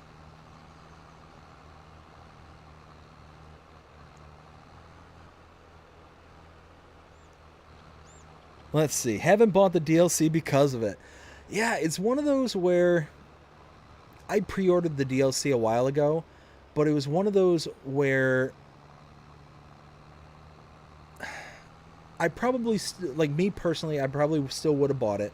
As I was mentioning earlier today, I would have bought it simply because it does offer elements of storytelling. So it makes sense for like YouTubers and people who are actually creating content to actually have it and to be able to utilize it. But for the average everyday person, I mean, if I wasn't doing YouTube, I wouldn't have bought it. I wouldn't have bought it. I would have seen what everybody was saying about it, talking about how it's broken or how it's, got all the kind of, basically it's a glorified shed pack. It is essentially what it boiled down to, in my opinion. There was a couple of things in it that may be interesting, but nothing really worth the $8 kind of thing. So, but again, for somebody like me who can create content and utilize it for different purposes, it makes more sense for somebody like myself, less for others, and again, in my opinion. So let's see. Yeah, we're just chugging away here, trying to get all these bales picked or made, and then we're going to be picking them up here shortly. We're specifically starting on the hay fields first because I don't want to get rid of the equipment for the silage from the other contract. So we got 3 contracts right now. We're trying to make it to where we're... Oops. We're trying to make it to where we can keep it for the next silage contract, and we want to get everything all kind of taken care of here on the hay contracts first. Oh, and I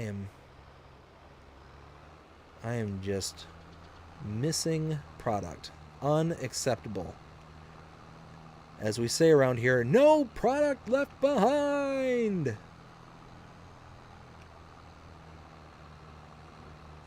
And tell you what, the perks of having small children is that you can be an adult and not feel bad about watching and enjoying some of the kids movies that they enjoy to watch. I've got two nieces that are 8 and 10 years old, and I get to watch all those little kid shows that as an adult I probably shouldn't be enjoying as much as I am, but yeah, I get to. It's one of the perks.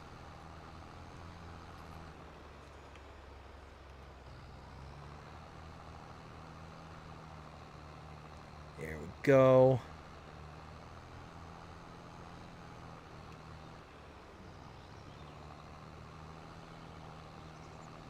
Yeah, look at that. We're doing good here. Let's see.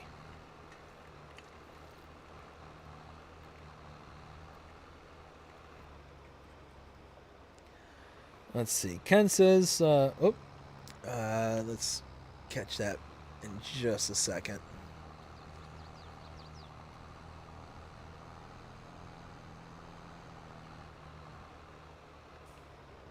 There we go. We're just gonna kind of clean up the edges here.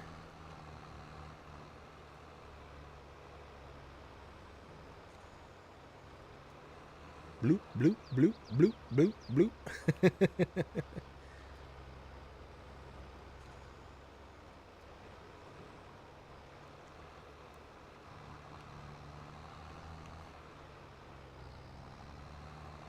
Now that would also be something that'd be really nice if they could.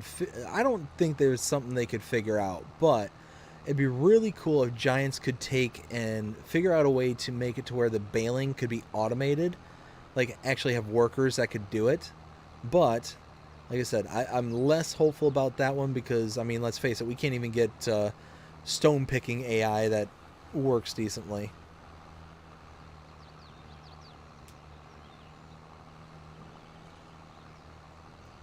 So, yeah, one of those to be seen. There we go.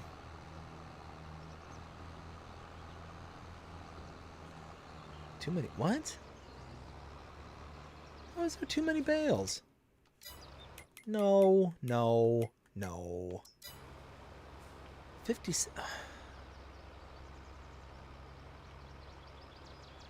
How is there too many bales? That can't be right.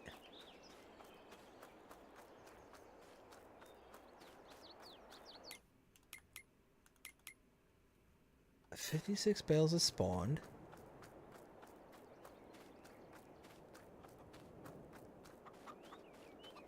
I don't have any spawned here, do I? No, wait. No. I'm so confused. There's nothing in here. Huh. That is so weird. Oh, well. Well.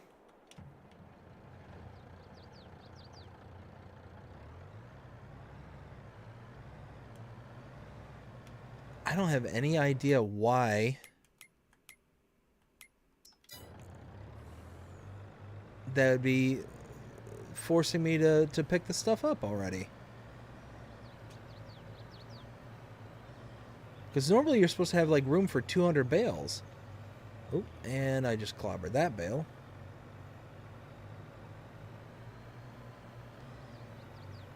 I mean, at the end of the day, at least I get to run around the outer perimeter here and pick up some of these bales that are going to be in the way. That's so weird. I have no idea what happened there.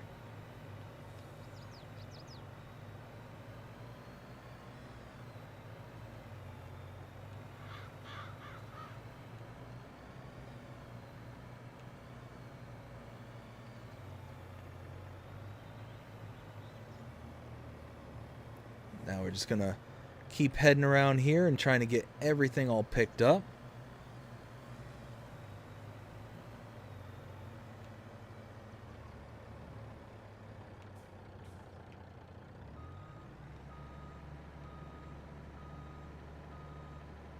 There it goes. Huh.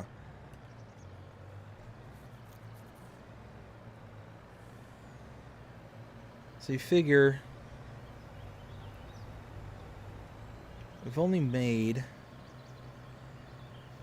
let's see, this is 20.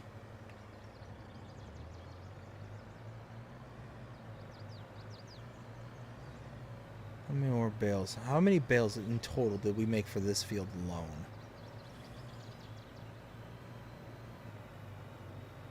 Because we got all the bales over at the silage contract.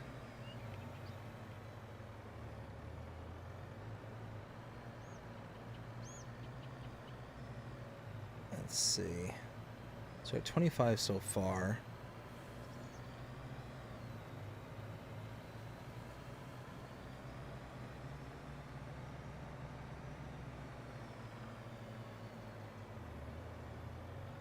All right. So 29 bales just on this field alone. So, All right, well, that's chugging along. All right, let me catch up with the chat here. So we've got, Ken says, but if you got two products that are in the same, they should see that they are from two different fields. Yes, oh my goodness, I'm a silly person. Not just pick them up, but actually take them out. Yeah, no, and that would be cool. It would be awesome if at minimum they made it to where each product that you're delivering is like tagged with that specific like property that you're bringing them from. That would be nice. How they compound the sales of them is really wonky.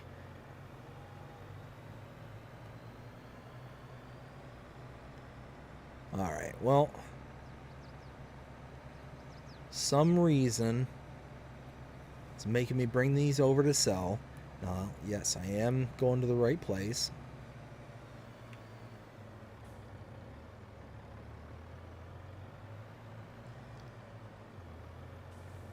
There we go.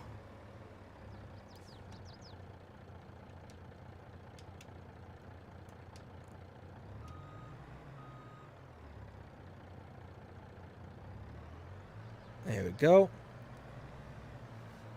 All right, well, right up to 52% that's delivered for field 40. That's not bad.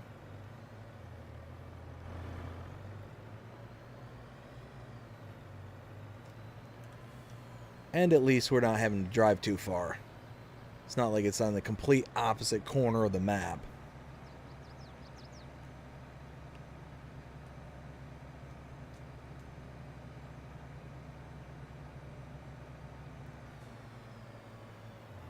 Alright. Bring this back over here. And now hopefully it'll go back to letting us make some bales.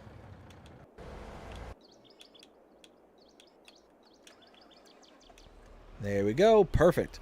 All right. Todd says, person of interest was 2011 to 2016 about AI computers using security cameras, and the team protecting used the AI to help prevent crimes while others were trying to hack into it for other uses. Oh. Okay, that doesn't sound bad. Let's see. Jonas says, how's Jasper doing today? His bloodthirsty as ever. Yeah, he's doing all right. So far, he hasn't made any moves to try and hurt me yet, but emphasis on yet.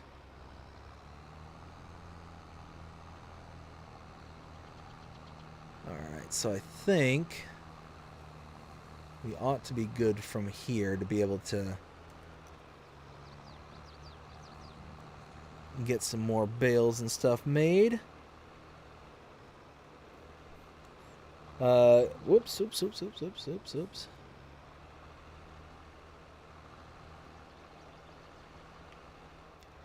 Grab that grass right there. There we go. Perfect.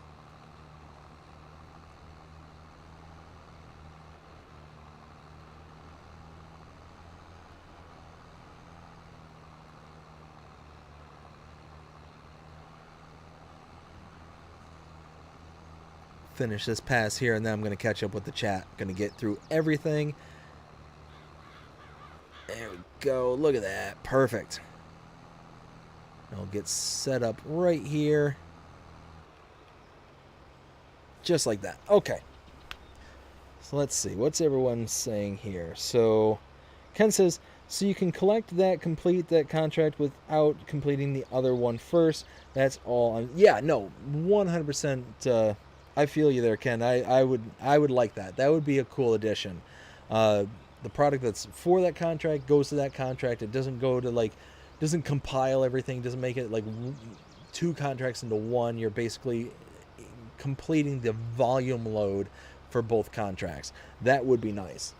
Todd says PC has a mod that does stone picking and baling just fine. If it can be created by a modder, Giants sure could program it in. Yeah, and that's it. That's it exactly. Like I said, the stone picking on the console version, in my opinion, is a joke. It doesn't recognize that it's essentially stone picking. It almost like it has to complete the entire sweep of the field, and you can't get the worker to recognize there's more stones in front of them, kind of thing. Like they're basically just attacking the field as if it's a empty field, and that they're just so happen to pick up stones while doing it, kind of thing. It's really kind of a weird kind of setup, and I wish that it would kind of do it better. But yeah, that's always been kind of a gripe of mine is the stone picking AI, because you have to essentially start at one side of the field and work your way to the other side of the field. There is no kind of in-between option.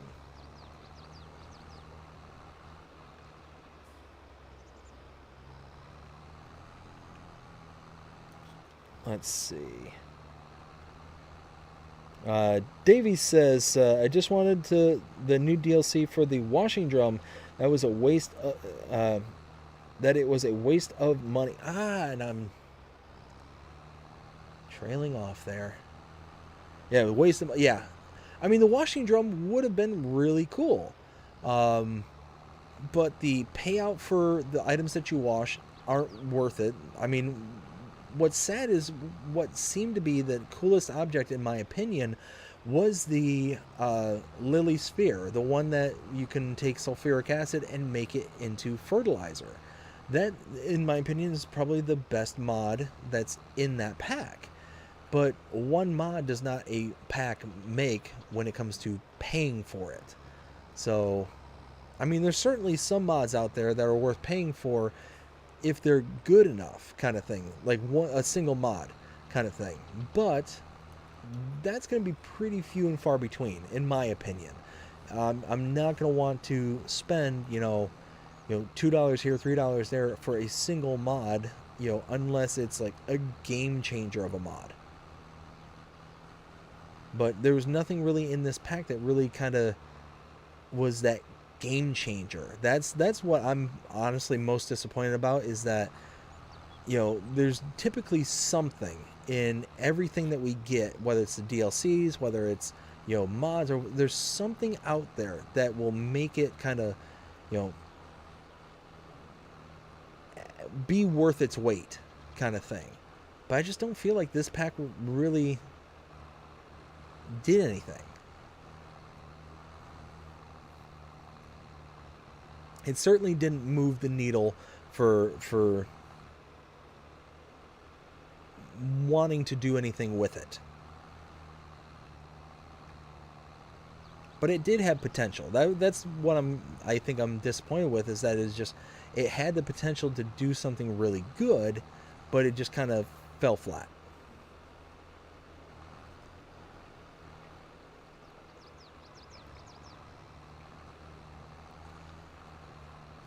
Let's see. Ken says, What about the last field that you bailed? Is there any bails on it, Dave? Yes. So, oh my goodness. Yes, there are some bails on there, but you figure I've only made up to that point up to like 56 bails. So I'm not sure why it was yelling at me to sell out the bails when I've only made like 50 some bails in this session. I was wondering, well, maybe I had some spawned somewhere. That's why I went back to the farm to check. But one of those where I just wasn't sure. And here, before I get moving too much further, let me go ahead and keep reading, and then I will, let's see, move on from there. Luke, hey, how's it going? Luke Bernie King. Hey there, BDD. Hey there, Luke. Hope you're having a fantastic day so far. Ken says, hey to Luke. And Davey says, I live in the UK, so it's 5 a.m. for me here. Ooh, yeah, that's pretty early in the morning. Let's see. Let me go ahead and give my shout-outs for this stream. So let's go ahead and give the shout-outs to all the Tier 2 channel members, starting with Mark K, Will T Gaming, Rail Fanning Jonah, Karma Stories, a.k.a. Karma Comet Chameleon. Just recently did a name change there. Luke Bernie King, which Luke just joined us here. Philippa Thompson, Revere Time Todd, Pipin' Paul, Wrench Monkey, and Ken Adlam. Thank you all so very, very much for being Tier 2 channel members. I greatly appreciate every single one of you. And if you're interested in becoming a channel member, go ahead and check out the link in the description below or the join button also listed below or on the main channel page. There you can gain access to things such as custom badges, custom emojis, and you can get early access to edited content such as the Let's Play series and channel shorts. All that starts at 99 cents a month. And Jonah, thank you for displaying those custom emojis. Greatly appreciate it. Also, you can see all the channel members there, like Luke, like Ken, like Jonah. All of them have the badges right next to their name that indicates that they are a channel member. All that starts at 99 cents a month for Tier 1 membership. For $4.99 a month, you gain access to Tier 2 membership, which you get everything I just mentioned before, plus a shout out every single live stream here on the channel.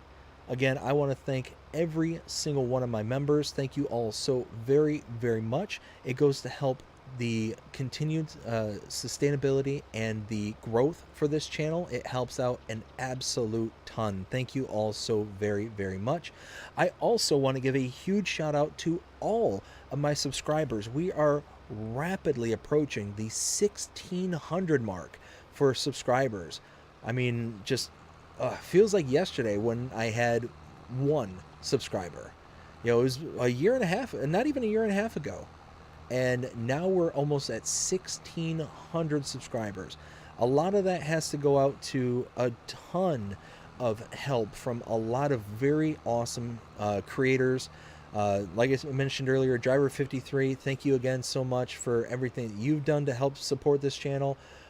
There was Rusty Money Gaming. There was... oh goodness, the name slips my mind. I'm super, super apologetic for it. Oh, that's going to drive me nuts now. KJ Wiggums. KJ Wiggums was one of the first creators who gave a shout out to the channel. So I just want to thank every single one of you out there. I greatly appreciate everybody out there because without you, I'm just some random guy talking on the internet. So thank you all so very, very much. Let's see. I also want to give a shout out to the channel's P.O. Box. If you're interested in sending me something, go ahead and send it to the P.O. Box listed on the screen here. P.O. Box 6136 Hudson, Florida 34674. If you do send me anything, please include who it is from because I want to be able to give the proper recognition for anybody who sends something to me into the channel. Again, greatly, greatly appreciate everybody out there. And last thing I want to give a shout out to is the channel merch. That's right, we have merch, and I just recently posted, not recently, within the past couple of days, recently posted up some new merch. So now we're taking our wiggle bottom tractor emoji and we are saying it is gonna be a good day. So we've got several pieces of merch that have that on it now. Go ahead and check it out. Also in the link in the description below. Yeah, we've got a whole ton of stuff on there. We've got t-shirts, we've got hats, we've got let's see, like barbecue aprons. We've got shirts for men and women. Oh, see, there we go again. Need to unload more bales. That is so weird. So weird. Yeah, shirts for men and women. We've got, let's see. Turn that off like that. There we go. We've got stuff for your dogs. We've got cell phone cases. Pretty much, you know, whatever your heart desires, we pretty much got it out on the merch store. So, and again, goes to help out the channel, goes to help out the growth and the sustainability. Yeah, so just want to give all those a shout out and thank again everyone so very, very much. Greatly appreciate every single one of you. So let's go ahead and get all these bales off because for some reason it is just hating me at the moment. I don't know why. I'm so confused. And I'm wondering if it's going to be the same amount that we picked up last time. If it's going to be, what was it, 29 bales or something? We're at 17 right now.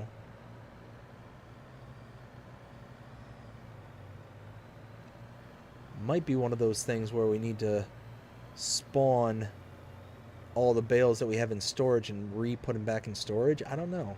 Because we got tons of bales in storage right now. We've got hundreds upon hundreds of bales in storage.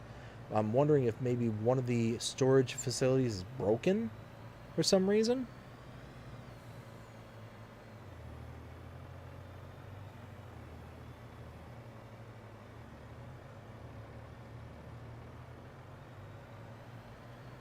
Alright, 25.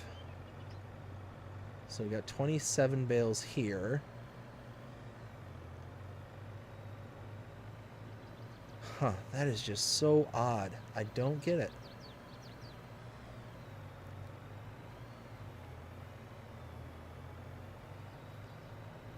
Let's go ahead and take this over and then we'll keep on working. I mean, I guess we're just, whoa, go 27 bales at a time, I guess.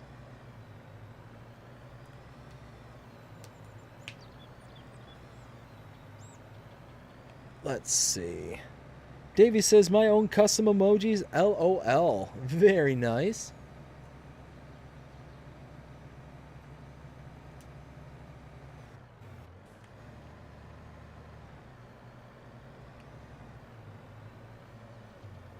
But I mean, who here couldn't go without you know, a cartoon style tractor with flames erupting from them to indicate how mad they are. I mean, I oh, and I put it too far. Darn it.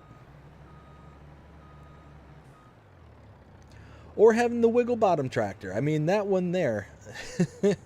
I tell you what, and no joke, I'm just kind of fooling around at the moment, but that one there, every time I see that that wiggle bottom tractor, I get a big smile on my face. I absolutely love that one. Again, huge shout out to Predator Studio. Thank you, Predator, so very, very much. Absolutely love the work that you do and love the emojis that you created, the badges, the channel logo. Yeah, they have almost, not even almost, they have exclusively designed all of my channel art and greatly appreciate them doing it because it is, I think it's fantastic. Now let's go ahead and get this back over there.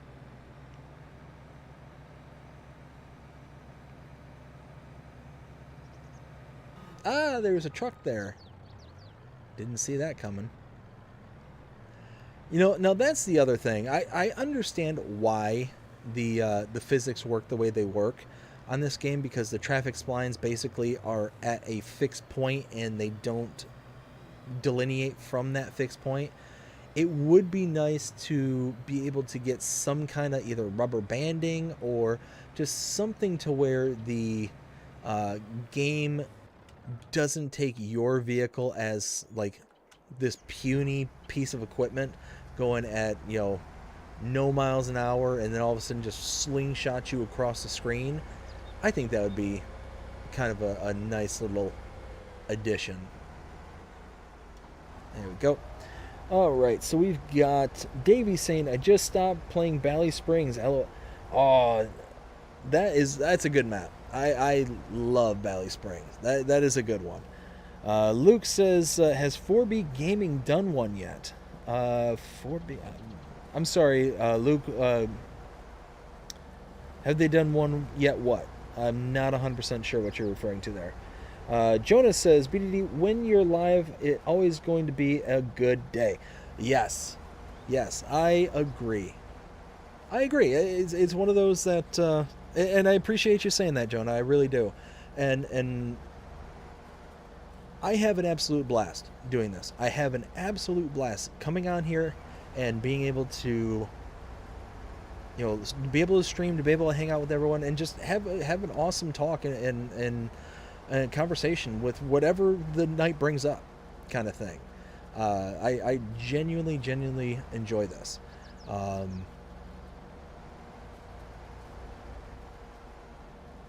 It's just one of those where it makes me realize just how lucky I am and how it makes all the effort and work that I put into building the channel and reaching out and doing everything that we do here makes it worth it. And like I said, I get to meet some amazing people along the way. It's honestly the biggest benefit to this channel that I never expected to happen.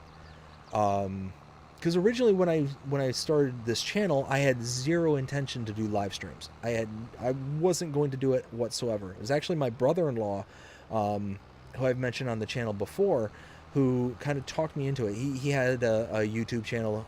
Well, he has one. He just hasn't been on it in a while. But he encouraged me to do it, to give it a try. And for the longest time, I was like, no, I'm not going to do that. I'm just going to do the Let's Plays, going to do the map tours and what eventually turned into map updates and stuff like that. And I'll be happy with that. But it was one of those where he's like, "No, man, you really ought to try it. You really ought to try it." And I'm like, okay, worst case scenario, I don't like it, and I'll just, not do any more from there. But I ended up really enjoying it. And again, it was one of those, the benefits that I never expected was being able to kind of hang out and interact with, not just people within my own local area, but people all over the world. And that's honestly the part that blows my mind the most. People from the UK, from New Zealand, from the Netherlands, from everywhere, from every corner of this globe, I've been able to, meet and hang out with and have a great time. It's one of those that,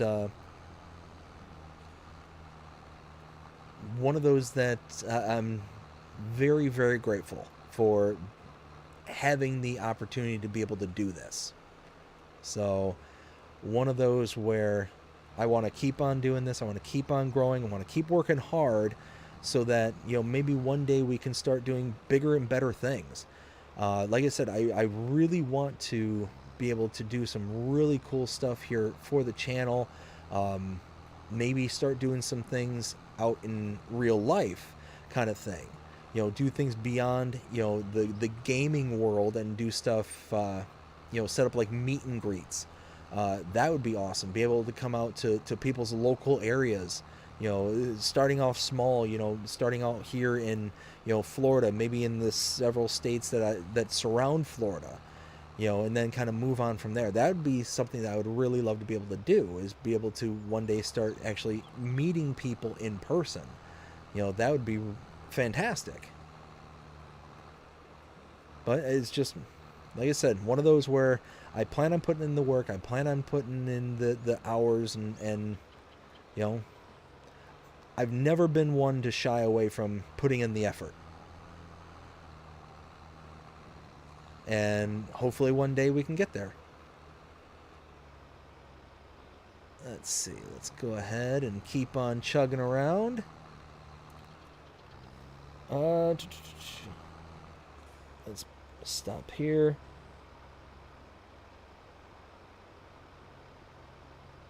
Let's see. Davies says, are you on PC? So, Davies, no, I'm actually on Xbox. But it's one of those where I think if one day my Xbox were to ever, like, you know, go down for whatever reason, like it would break or something like that, I don't think I would end up replacing it with another Xbox. I think I'd probably make the leap to PC at that point. I think that would just be one of those where, you know, right now this game is pretty much all I play, and having the Xbox kind of dedicated to it is really overkill. And I have a laptop that, or I have a computer that I know would work and know would do fine with, you know, Farming Simulator and do everything I would want it to do, be able to record and do all that stuff. And it's not even necessarily to get all the cool, you know, the upgraded mods and all that stuff that's not available for consoles and stuff. It's just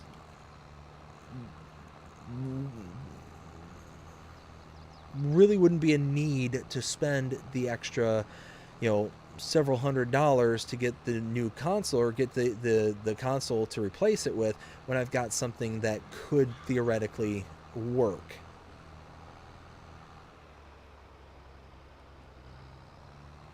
There we go. So maybe one day we'll get there. Let's see.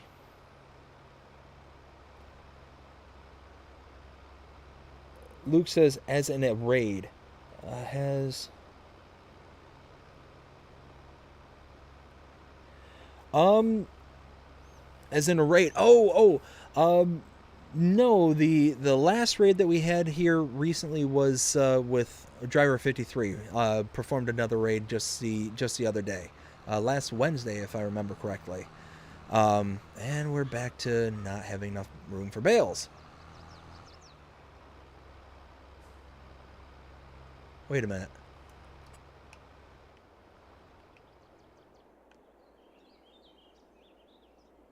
Oh, they're okay. So I did leave behind a couple of bales. I forgot about these couple that were over here. All right. Well, that's fine. Let's turn that off. How much is left here? I guess more than I thought it should be. But and Luke says, how is your new kid doing? So she is not here yet. She is expected at the end of the month. So as I mentioned before, coming up on the end of the month here, I will be taking some time off to, you know, get kind of reacclimated to, you know, the new situation and all that stuff to help out around the house, because, you know, the wife is obviously gonna need, you know, a bit more help and all that stuff. So that will be coming when we have a more firm date, because she is going to be induced. I will be sure to start letting people know that, you know, as soon as it occurs. So just so everybody is aware. But we will be taking, you know, a little bit of a break from the channel, but it's not going to be, you know, permanent. It's going to be one of those where it's just going to be kind of a temporary kind of reacclimation period.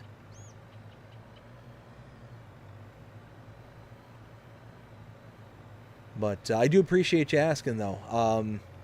Yeah, we're excited. We're both really excited. One of those where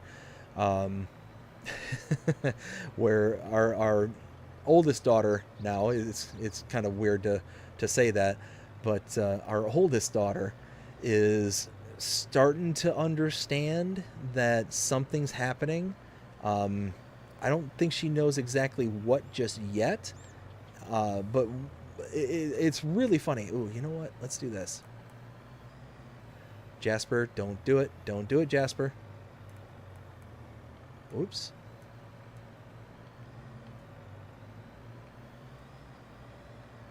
Anyways, because we've been pointing to my wife and her tummy, and we'll keep saying baby, baby, baby, and she's starting to piece it together. Like, she's starting to understand that something's gonna happen, even though I don't necessarily think she understands fully yet what is going to happen. Oh, and now we're starting to get money. Okay, well, a little over 12 grand. That's not bad.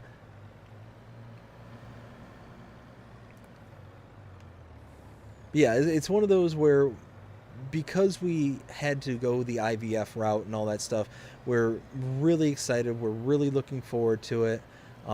We've been very, very lucky when it came to the whole IVF journey and all that stuff. Whoa.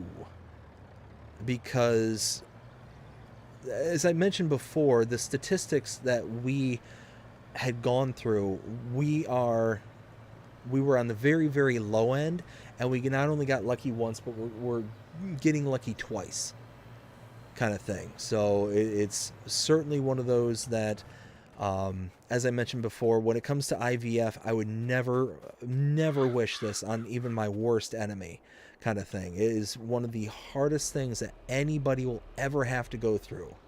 Um, Both from a kind of psychological standpoint, but also from, a monetary standpoint, to a, like I said, it's just one of those that it's an incredibly difficult and hard journey to go down, all by itself, because there's always the unknown.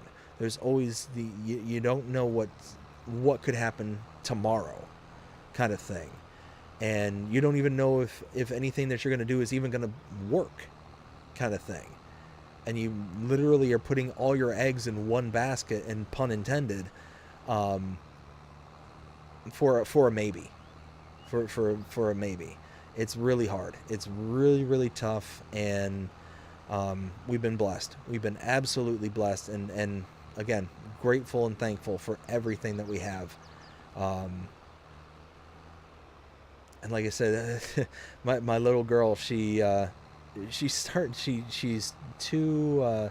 She turned 2 in February, and she's really starting to get animated and really starting to like come into her own, like, personality wise. She's really starting to get that, like, starting to put more and more words together, starting to put sentences together, which is absolutely wild in my opinion. Just, I don't remember being around, children that, had been able to communicate as well as she does, for being, just over 2. But we sat there and we taught her as much of this of sign language and stuff as we possibly could. She's really good with that. And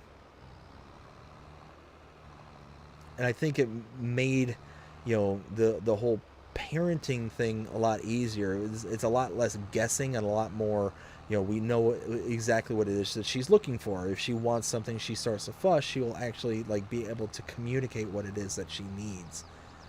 And now she's actually starting to come to a point where she's actually able to vocalize what she wants, not even like having to rely on the sign language, and we're actually able to start getting to a point where we're understanding what she wants. Anyways, I kind of went on a tangent there, but yeah, one of those, I guess it's just excited. At the end of the day, it's just excited. It's something that we very much longed for a very, very long time, my wife and I. I'm 40 years old and getting ready to have my second kid. Now, in my optimal, would I want another kid at 40? No. But this is the path that we had to choose because of the situations that we were in. And I'm grateful to be here. I'm grateful that baby number 2 is, around the corner, and I'm looking forward to being, having another little one around. So let's see. Davey says, "Oh wow." Ken says, "Pippin and I are planning to buy a couple of hoodies off your website, Dave." Oh, I appreciate that. That'd be awesome. Yeah, like I said, check them out because I've got several designs there, and actually now that it kind of occurred to me that you guys are actually in a different weather pattern than I'm in. So what I've been doing here lately is before each of the streams and before the episodes and all that stuff, I've been tagging merchandise. It gives you the option to tag specific merchandise, and because I live in the United States and whatnot, and also live in Florida, it's really, really hot right now. It's starting to get up into the upper 80s, even has approached the 90s at some point here recently. So I'm just used to, okay, well, it's starting to get hot around here. So, I'm putting less and less notifications out there for winter clothes. But again, it didn't occur to me until tonight. It's like, well, no, because people across the world who might be in the southern hemisphere are experiencing the exact opposite. So, yeah, I need to keep that in mind when I'm doing tags and stuff like that. But also going to be doing a bit more merch when it comes to the emojis and stuff. Also going to be trying to I'm going to be reaching out to Predator Studio for some Jasper art. So Jonah, I might be doing something with the train there. So keep an eye out for that one. So that's definitely on the radar. Let's see. Let's go ahead and get this all done because we're so close here. Let's see. Luke says, "How can you not be excited about a new little kid?" Oh, I tell you what. So my little girl right now, it's just been an absolute amazement. Just watching her grow up and watching her, becoming just more and more of a ball of personality. I've said this from day one that she is the one thing in my life that I never knew I needed until I had her. It was one of those, I always wanted to be a father. I always wanted that. And for a while there, wasn't sure if it was actually going to be able to happen, kind of thing. But, again, because of the IVF process and whatnot, it happened. And now it's happening again. So it's one of those that I'm, oh my goodness, really, really excited and really looking forward to this next step in the path.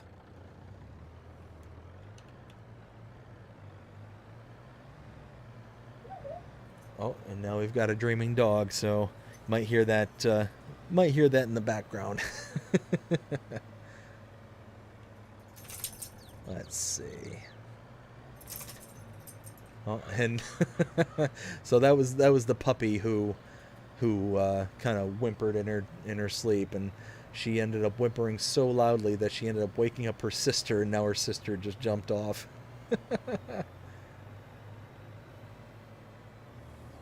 Speaking of balls of personality, holy smokes. This puppy is an absolute firecracker. She's a little bit of a psycho, like I mentioned before. When she really gets excited, when she really kind of gets up and gets her gears revving, she makes this noise that just sounds like the absolute spawn of a demon. Like this kind of like almost kind of a shrieking growl almost, but it's just her playing. Like it's just, she's just really excited and she just makes this noise, but it's just like I said, she just engages in this like almost psycho mode, and it's rather entertaining. What's funny is her older sister, she was around when the Saint Bernard, when we ended up having to put him down. And she, because he was so old and couldn't play, she was starting to actually gain a bit of weight. Unfortunately, because my father was overfeeding her and whatnot, and she wasn't getting the exercise that she should have been getting. Well, when he passed and he got this new puppy, all she wants to do is now play, play, play, play, play. And it's funny because she has lost so much weight because of how hard that the puppy plays with her. So it's really good to see that she's starting to become more active and be in much better shape than she was. Let's see, let's drop those there. There we go. Perfect. Ooh, look at that. So what, 20, we'll say 25-ish grand plus another 2 grand. So we'll say about 27 grand, give or take.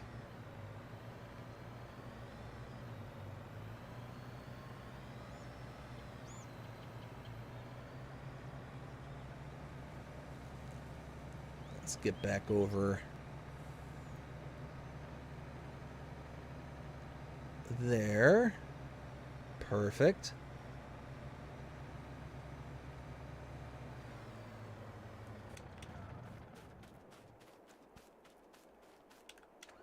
All right. So we've got Luke saying, just have rain here in Washington, here in today in Washington. Luke, are you in Washington State by chance? Because if that's the case, I mean, doesn't it like rain a lot over there?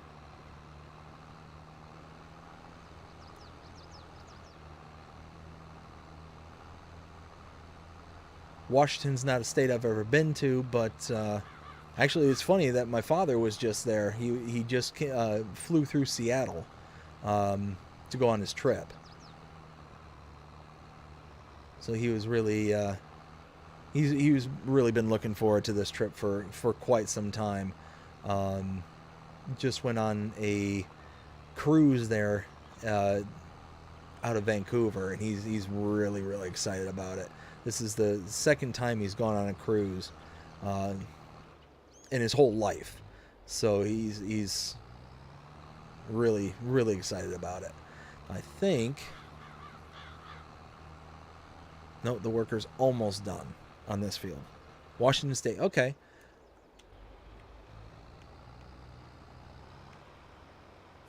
Let's see. Let's go ahead, turn that off.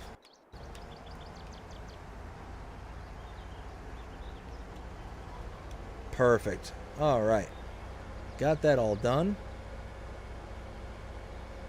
Now we'll send a worker to take this equipment back. Seattle's about 2 hours east of me. 2 hours east or 2 hours west? Because 2 hours east, wouldn't that put you in the middle of the ocean?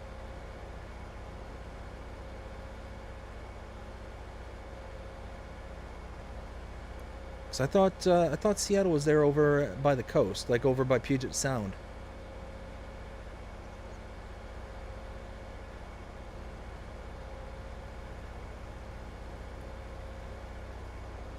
You know what? I'll take your word for it. One of those, far be it from me. Like I said, I've never been to the States, so I have no idea.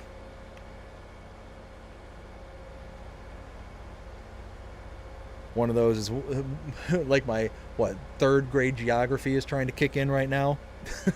All right, let's go ahead and, let's see, let's send the worker. Port Angeles, Washington. Okay. Let's go ahead and go to about right there. Perfect. Now go. Yes.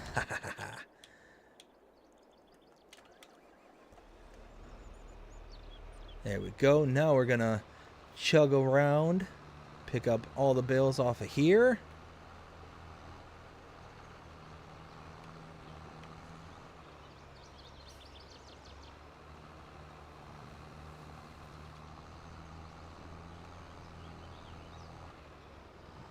pick up every little swath here. Every little bit counts.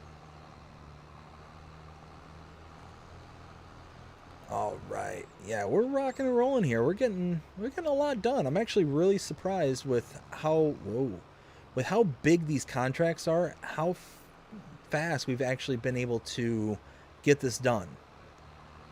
We've been streaming since 9:30, so we've been streaming for almost 3 hours now.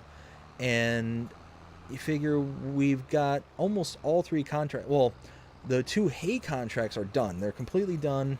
We're just getting all the residuals, all the leftover product, because all this stuff is mine now.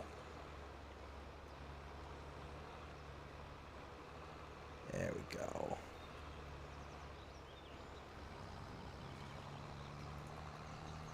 But I could collect on the contracts. I could kind of go from there.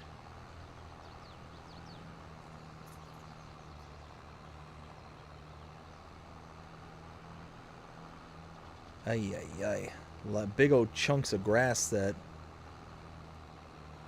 didn't get made into hay for some reason. Let's see. Will says, loving the stream, man, but I have to go to bed. I have work in the morning. All right, Will. Hope you have yourself a fantastic night. You take care. We'll see you again next time. Will also says, I was playing the game and got a lot done while watching. Awesome, bud. Glad to hear it. Like I said, Will, hope you have yourself a fantastic night, and we'll see you again next time. Luke says it is only 9:20 here. Ooh, nice. See, that is the one benefit about me being on the East Coast and you being on the West Coast is you're not having to stay up as late.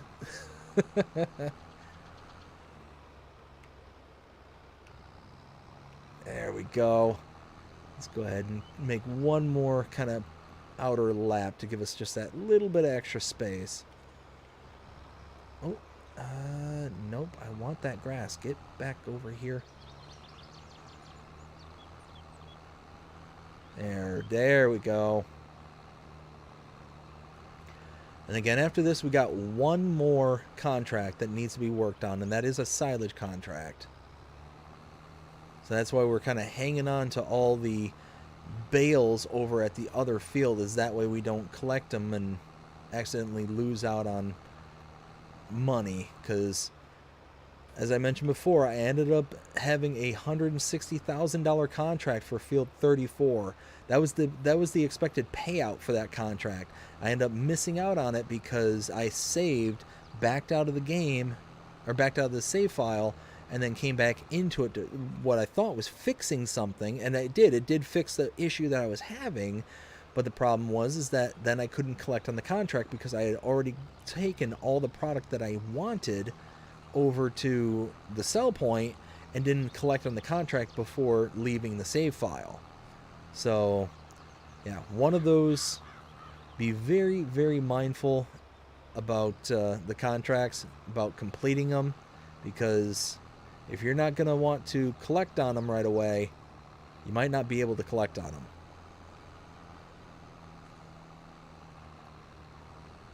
Awesome. Oh, and we got more.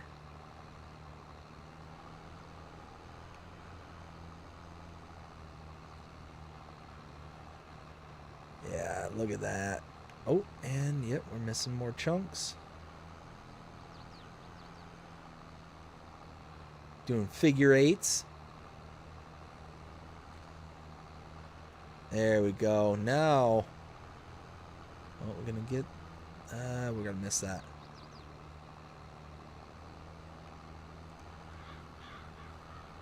So, anybody here a fan of anime? I ask because, oh dear, don't clobber the bales. I ask because I ended up watching a series a while ago, and I really started enjoying it, and I kind of trailed off on picking it up. It's a series called Jujutsu Kaisen, and I was watching it on Crunchyroll, is the application you can stream from, and I got into the second series. It was second season, And it's a really good show. It's a really good show for anybody out there who's not heard of it. Essentially, what it is this young man about late high school age, maybe, uh,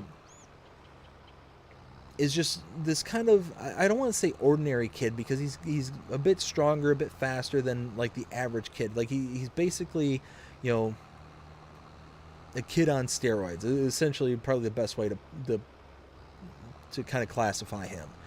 Well, he ends up stumbling into this world of curses.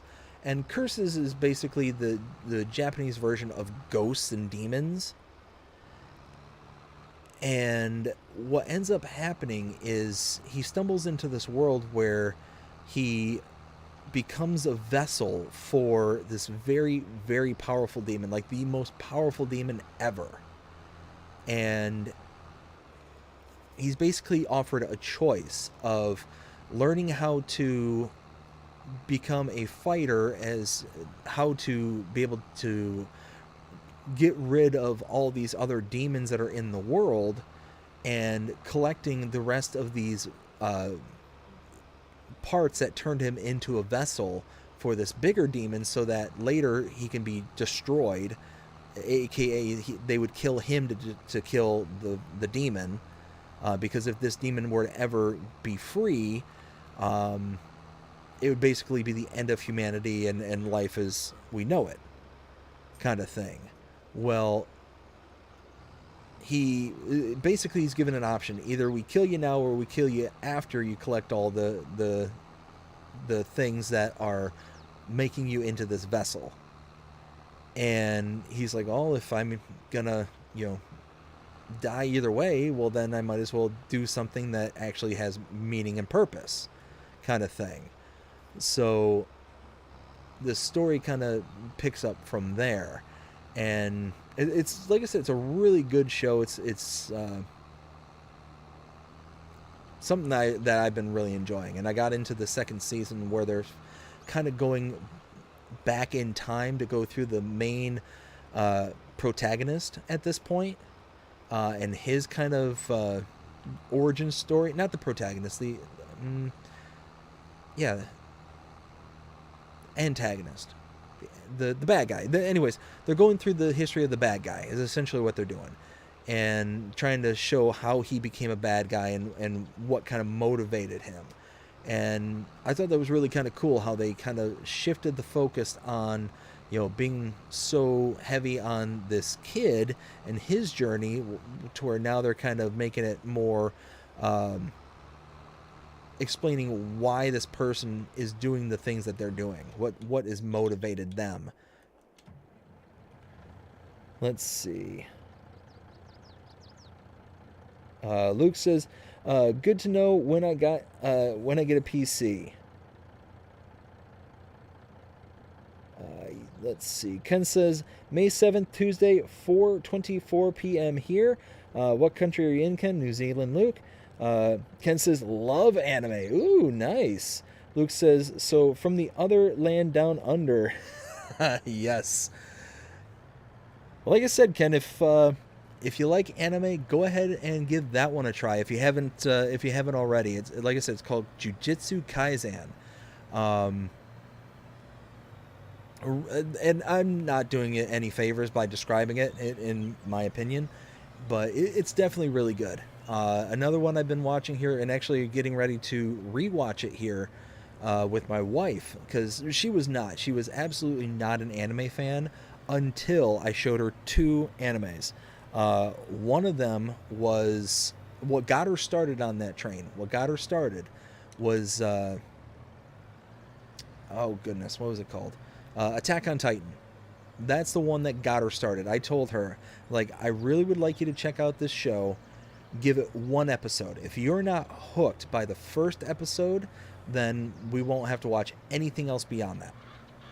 And sure enough, she watched the first episode, and I grabbed the remote and I paused it, and the reaction she gave me after I paused it, she looks at me and she's like, what the actual H are you doing? I'm like, what?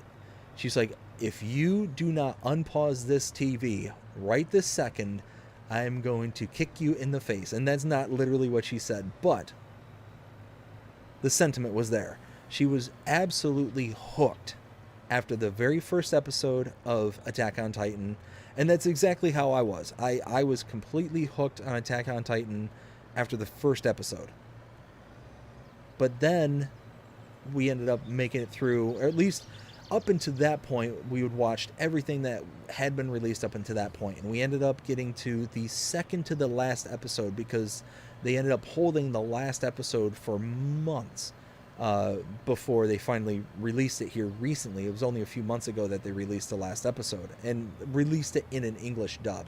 Because that's the one thing is, I cannot stand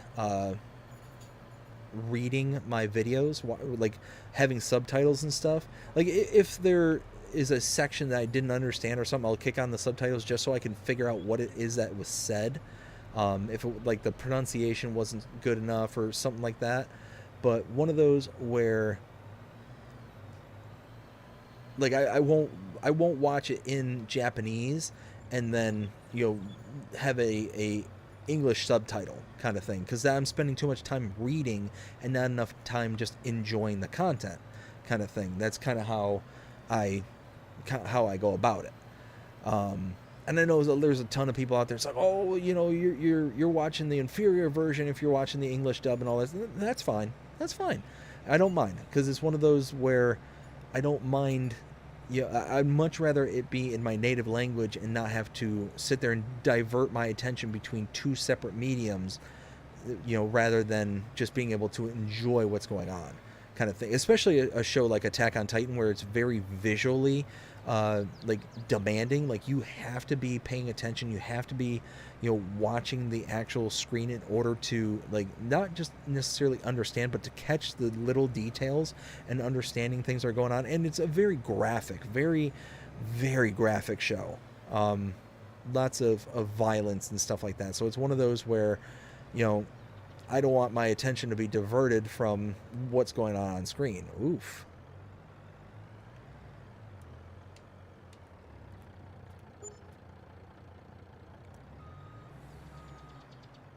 There we go. Perfect. So then, after that was all said and done, I asked her, it's like, well, you know, there's another series I watched here recently that I think that you'd really like. Would you want to watch it? And she's like, I don't know. It's one of those, I think you got lucky with Attack on Titan, but I don't know if you can, you know, capture lightning in the bottle twice kind of thing. I'm like, I might be able to. So I ended up introducing her to My Hero Academia. And again, she absolutely loved it. And so much so that they're getting ready to release the newest season, season 7, here over the next couple of weeks. It's not in the English dub yet, but they're releasing the Japanese audio first, and then they'll be releasing the English dub later. And yeah, we made it through all 6 seasons. She absolutely loves that show. Absolutely loves it. So yeah, it's one of those that I've been able to watch it more and more because I'm starting to get her into it.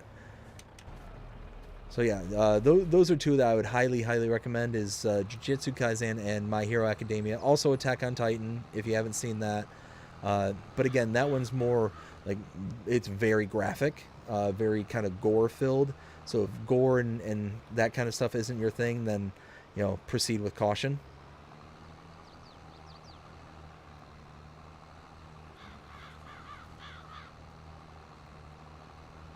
There we go.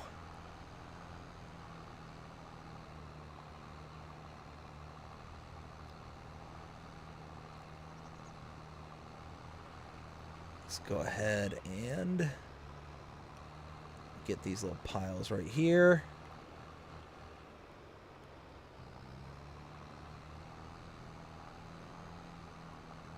All right, before we get to the next line, let's go ahead and catch up to the chat. So, where was I?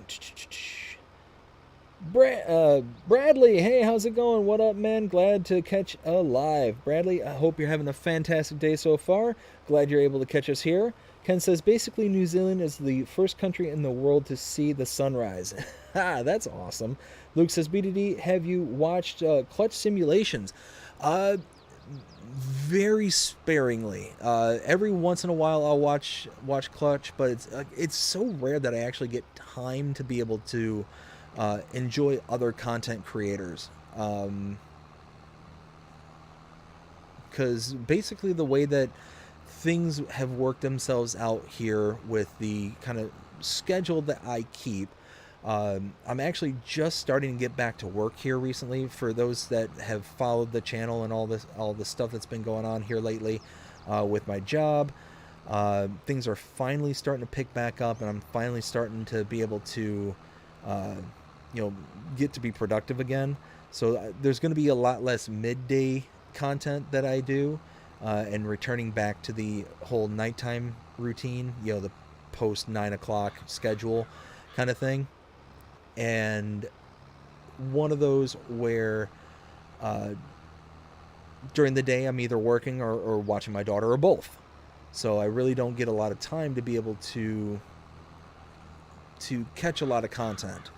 And on days where I don't necessarily have to post anything, so the way that typically works, especially with edited content on my channel, is I'll record an episode, and after I'm done recording it, I will post it as soon as I get it edited and it's ready to be put onto YouTube. Well, I'll release it to the members. Anybody who's a member has the ability to view it, and they'll be able to view it up into the day, or they'll have exclusive access to it up into the day after it was released. So if I release it on, let's say a Monday at, let's say 10 o'clock at night, they'll have until Tuesday at 5 o'clock before it's released to everybody, kind of thing. Well, on Tuesday, if there's no map updates or map tours that need to be, discussed and videoed, well, then I typically will take the night off and kind of sit back and relax and enjoy the evening with my wife, kind of thing. So that happens every couple of days, where I'm able to kind of just spend some time with her and have us time. And that's really the only kind of downtime per se that I have to be able to enjoy other content. All right, so this field is finally done. So let's do this. I didn't borrow any equipment for these, so that and number 36, let's accept that, and let's get this over to field 36. Let's pick this up. So where's 36? Oh, that one? Okay.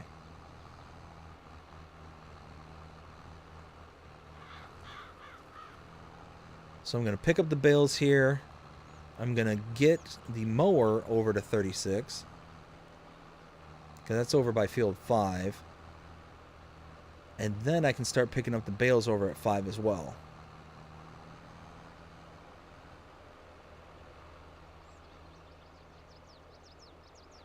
So let's do this. Let's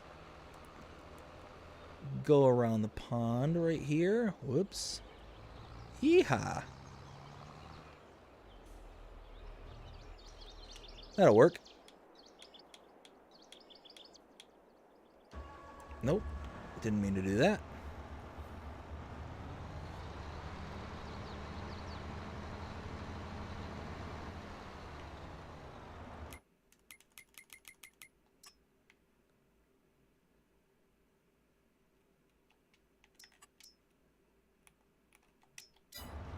There we go.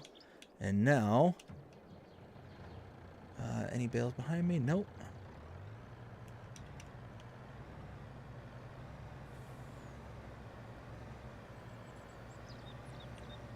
All right, let's stop here. All right. So Luke says, I'm more of a Hogan's Heroes kind of guy. Oh man, I haven't seen that in ever. Holy smokes! I used to watch reruns of that way back when I was really young.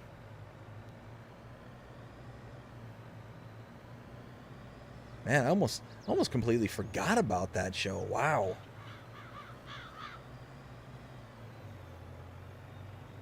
Let's see. Let's go ahead and pick up these. I think this is everything over here. Trying to keep an open eye out.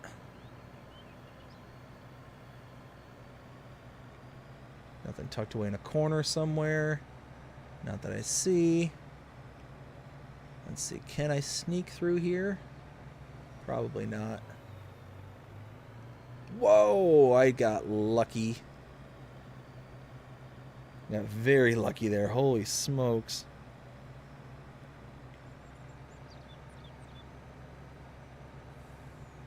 And I'll get out of the road.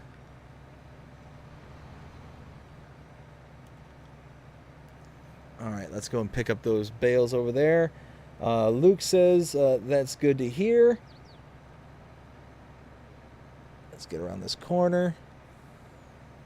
Ken says, talk about old school TV, Luke. Let's see.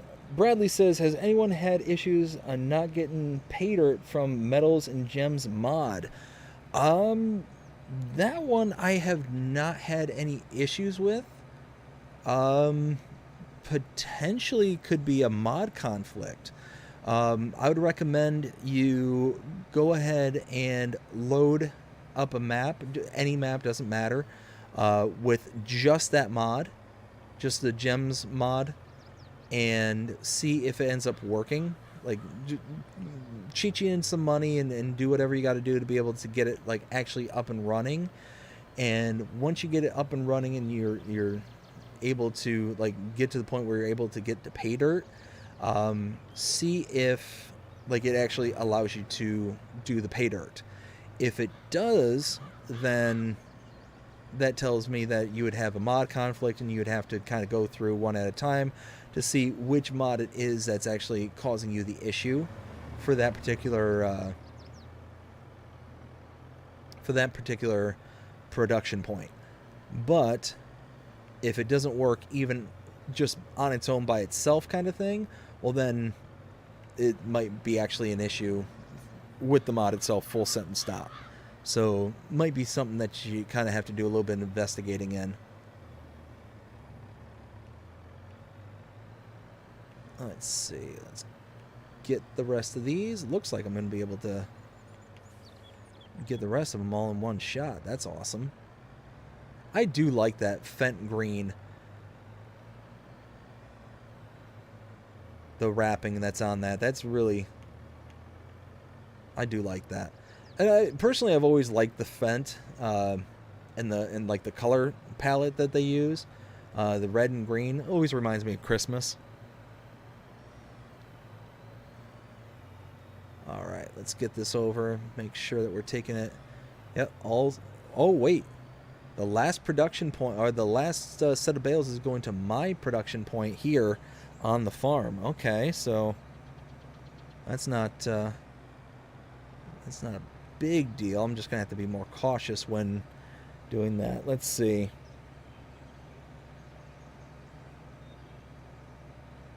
Saskatchewan says, well, I'm heading out for today. All right, Saskatchewan, well, I hope you have yourself a fantastic night, and we'll see you again next time. Let's see.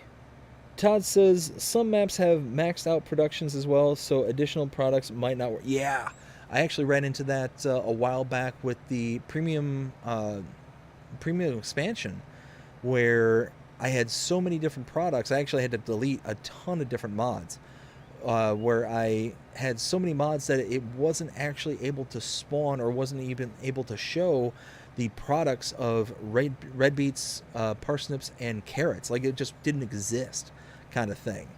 All the downstream products existed. All the canned soups and the preserves and all that stuff was there. But the base stuff that I needed in order to make it wasn't. So yeah, that was interesting to figure out when all that stuff was going down. One of those, I was so confused, like, oh no, what's going on? Why don't I have my premium stuff? And that's when I heard through the grapevine of people, oh hey, there's a limit kind of thing, and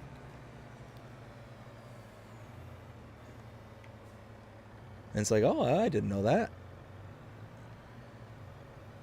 Because for a while there, I had pretty much every single Zettelzocht mod was installed onto my game, and I love Zettelzocht mods. They are fantastic. There we go.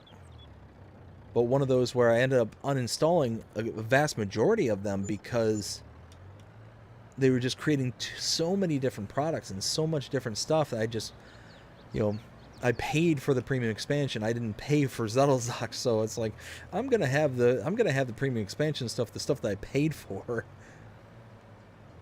There's Jasper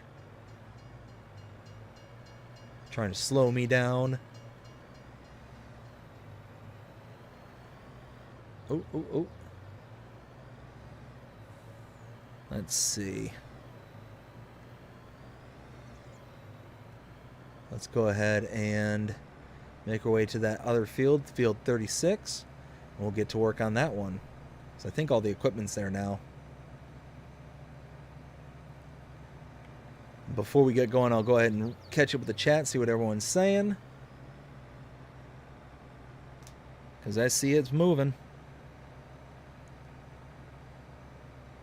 Let's see, there's the...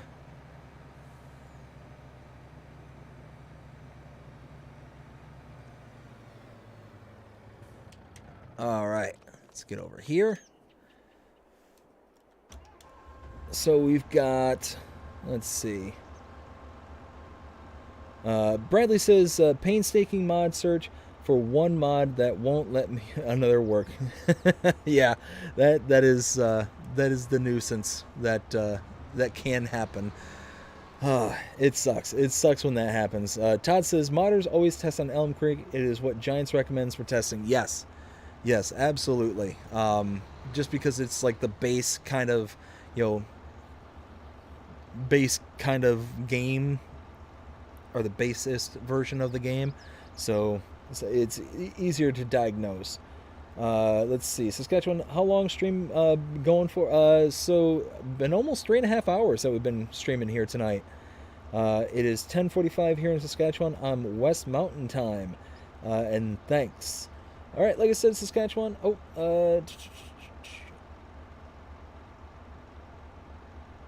Where was I? Pipin' Paul! Hey, Paul, how you doing? Hope you're having a fantastic night so far. Says, hi, everyone. Just in time to catch some of the stream. Yeah, you're in for a little while longer there, bud. Good to see you. Hope you're having a good one. Let's see. Bradley says, I think it's 48 factories, and I don't have that many. Ooh, yeah, so that's... yeah, that's going to be one that you're going to have to kind of weed through if it's one that you want. Let's see. Saskatchewan says, can see your grain bins, Dave. Yes, they are way off in the distance over there. Ken says, Field 5 might have caused that issue you were having to...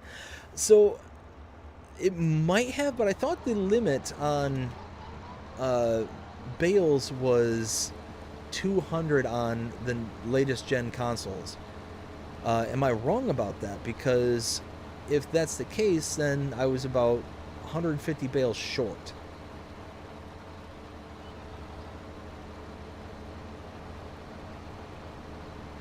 So I think I only had up until that point 56 bales or something. Ooh.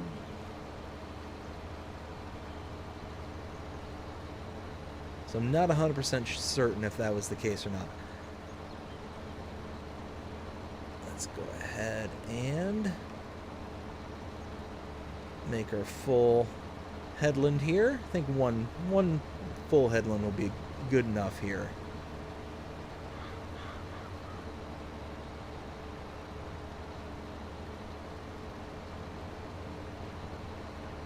There we go.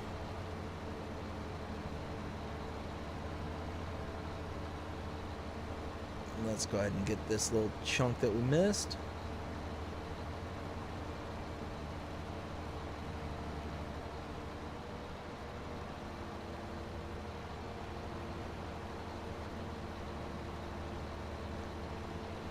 go. Look at that. Just mowing along.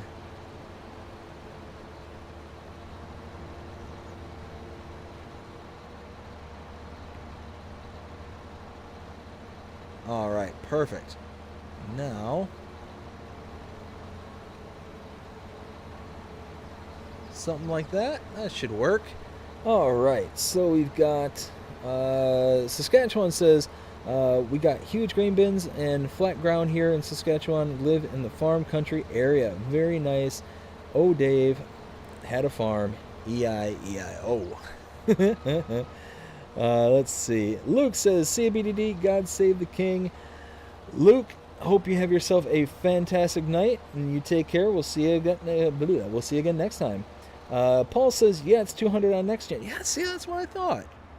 Oh, what happened here? Oh, you know what? This one has the pond. Maybe I should do a second headland. That might be smarter.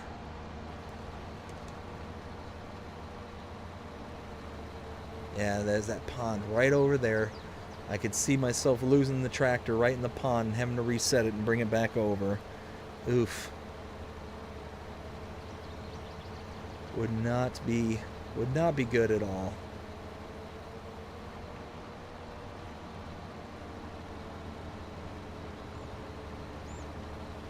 There we go. Alright, yeah, that should be more than enough space at this point.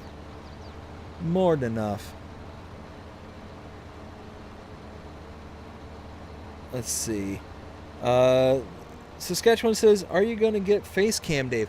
I've been kicking around the idea, Saskatchewan. I've been really thinking about it here a lot here lately. My current house where I'm in right now, I don't know if it's going to be...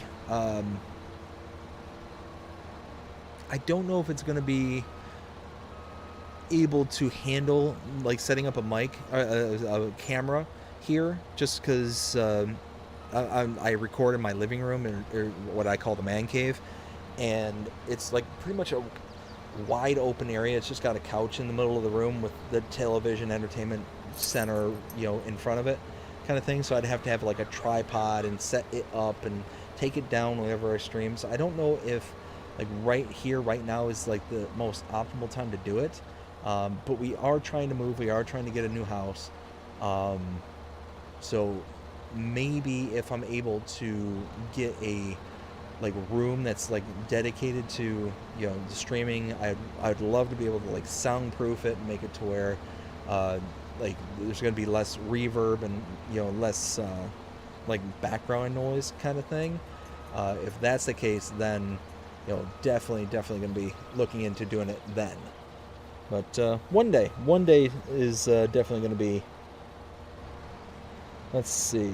Ken says, think it includes all bales, Dave. Okay. Paul says, I think it's bales and pallets. Includes those in... Oh. Well, maybe that's it, because I do have some pallets out here. Yes. Okay, so yeah, I've got pallets that are spawned here for my greenhouses. I've got pallets all around the area. So that makes way more sense as to why I wouldn't be able to have 200 bales. Like, I've got that pallet there. I've got some wool back there. I've got, yeah, that just makes tons and tons of sense. Let's see. I don't own that one. Here, let's do it this way.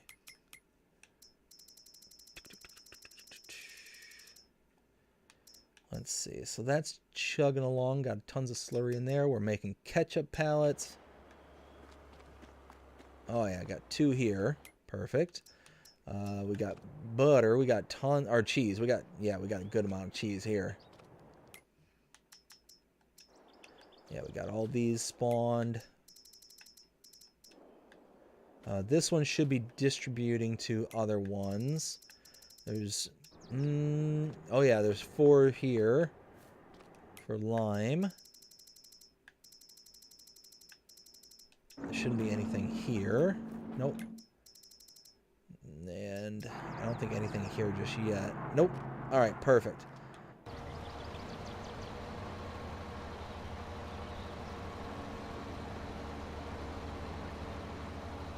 So yeah, Paul, thank you. That makes that adds up. That tracks with me.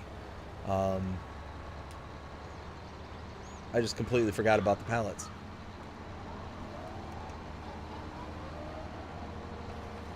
Well, let's get all this stubble right over here. Ken says that the AI missed some. Yes. Yes, the AI actual idiots. Oh my goodness. All right, let's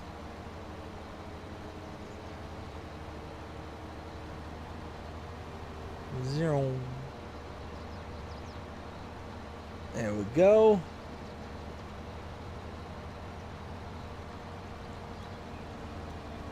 Perfect. Let's get this parked across the street.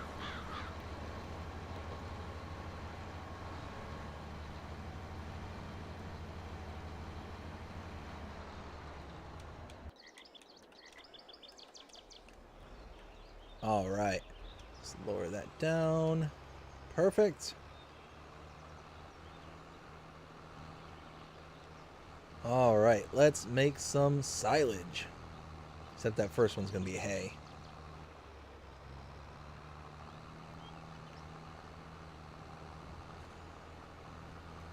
Yeah, look at it go. Look at it go.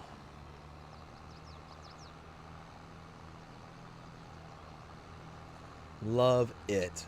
Love it. Tell you what, this baler, like, I know it's not realistic. I know it's not, you know,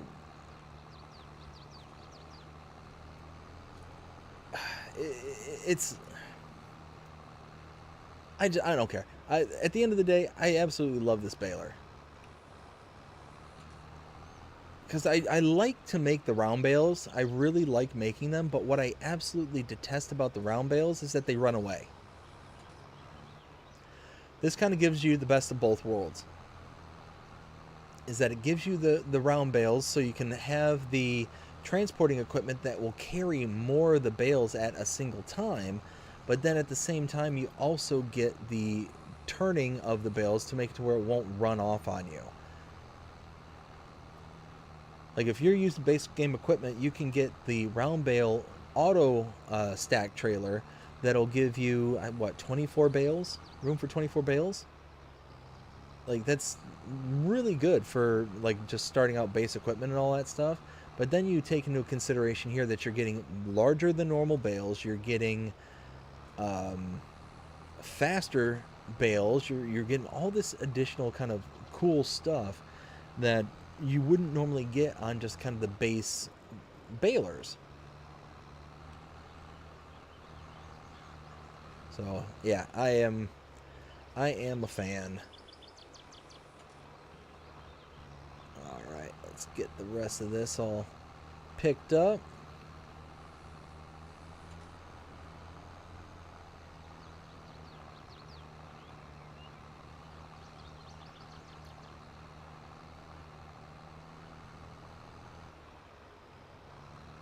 There we go. Todd says, and I prefer square balers, but don't like that the baler can't wrap the side. Yes, and that's honestly that's why I like the round bales, is because you have the ability to have built-in silage wrappers and all that stuff.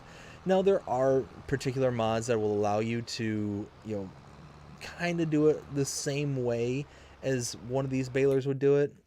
There are mods such as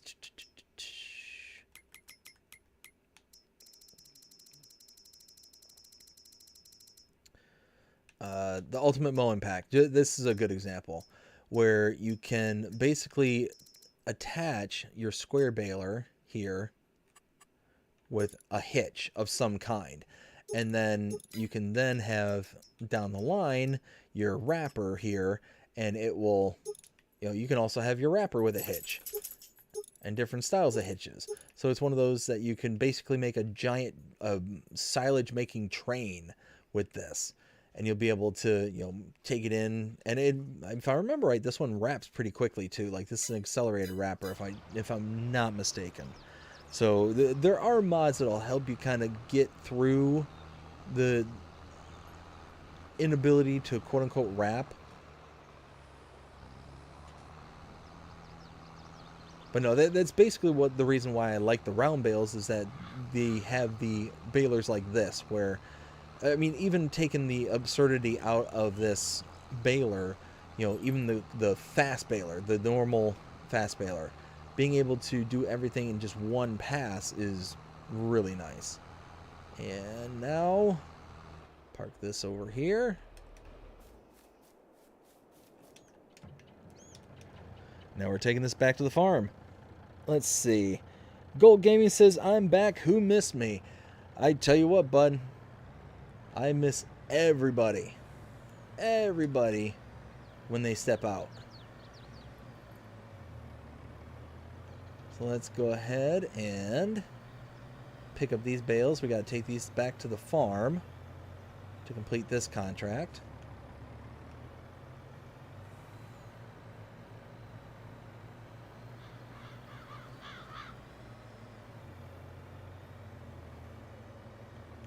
Oh, no, don't do that.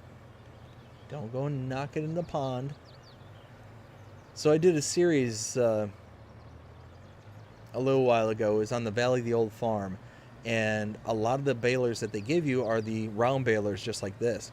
But the way that the topography is laid out on that map, I cannot tell you the number of times I had lost bales in ponds and in streams and in creeks that I just couldn't save them. Couldn't do anything to save them. I was so mad one time because I lost like 3 or 4 of the round bales just in one field. They just kept rolling down the hill, and I specifically turned off the unload feature, the auto unload, so that I could make it to the top and set them down there. But things were getting so stacked up that eventually I ended up hitting a pile that I was making, and it knocked them over and started them, you know, the chain effect of them going down the hill. I couldn't stop them all in time, so I ended up losing like 3 or 4 of them all in the same creek. And I could sit there and just look at them, you know, and not do anything about it. Where am I going? What am I doing? Is this real life? There we go.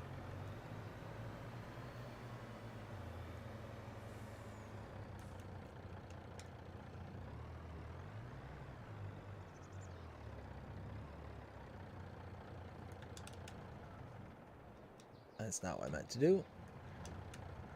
Still not what I meant to do.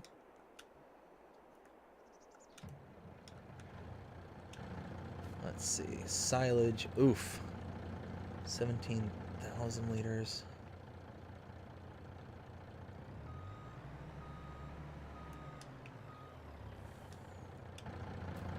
I can't pick this up, can I? Oh, wait, I can. Haha. You know what? 3 bales.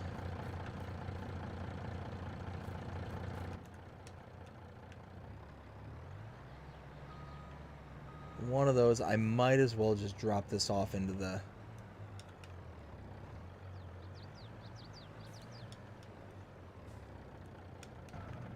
There we go. Boom, boom. And now... go up here. We can make some TMR, some more TMR.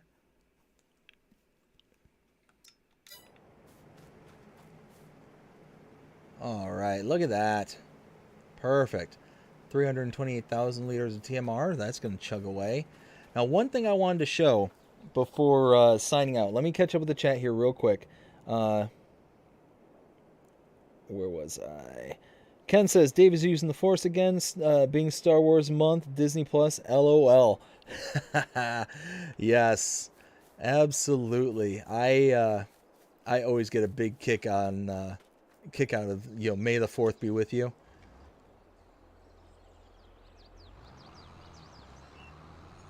And as I mentioned on the channel, I am a big Star Wars fan, but of the originals, I have...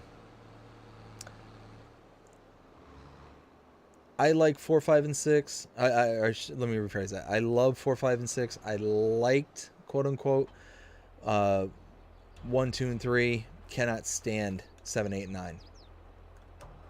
Now what I wanted to show was this over here. And really it's just I've lost all faith in Disney and pretty much anything that they've touched nowadays I've just pretty much avoided like the plague.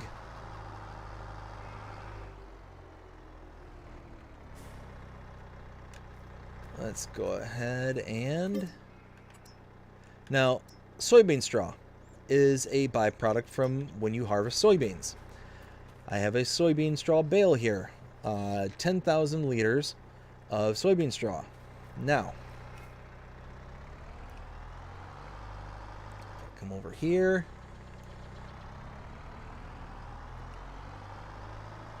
Now, in the last episode, I ended up buying this particular piece of equipment. The reason being is I was going to use the soybean straw as padding for TMR. Now, one thing I want to show is the menu here, my owned items, under animals, the Silo King. You can see all the various inputs that are there. It takes alfalfa, it takes mineral feed, it takes alfalfa hay, TMR is what it puts out. It takes hay. It takes 2 versions of straw. Now, those 2 versions of straw are regular straw and soybean straw, or at least what I thought was soybean straw. It also has chaff. It also, forage. It also has silage, and I think that one's alfalfa, and the not soybeans, the green beans. Is that green beans? I can't remember. Anyways, all those things should be in here, right? And if I bring up the menu, you can see all the various inputs there on the left-hand side. Now, the problem is,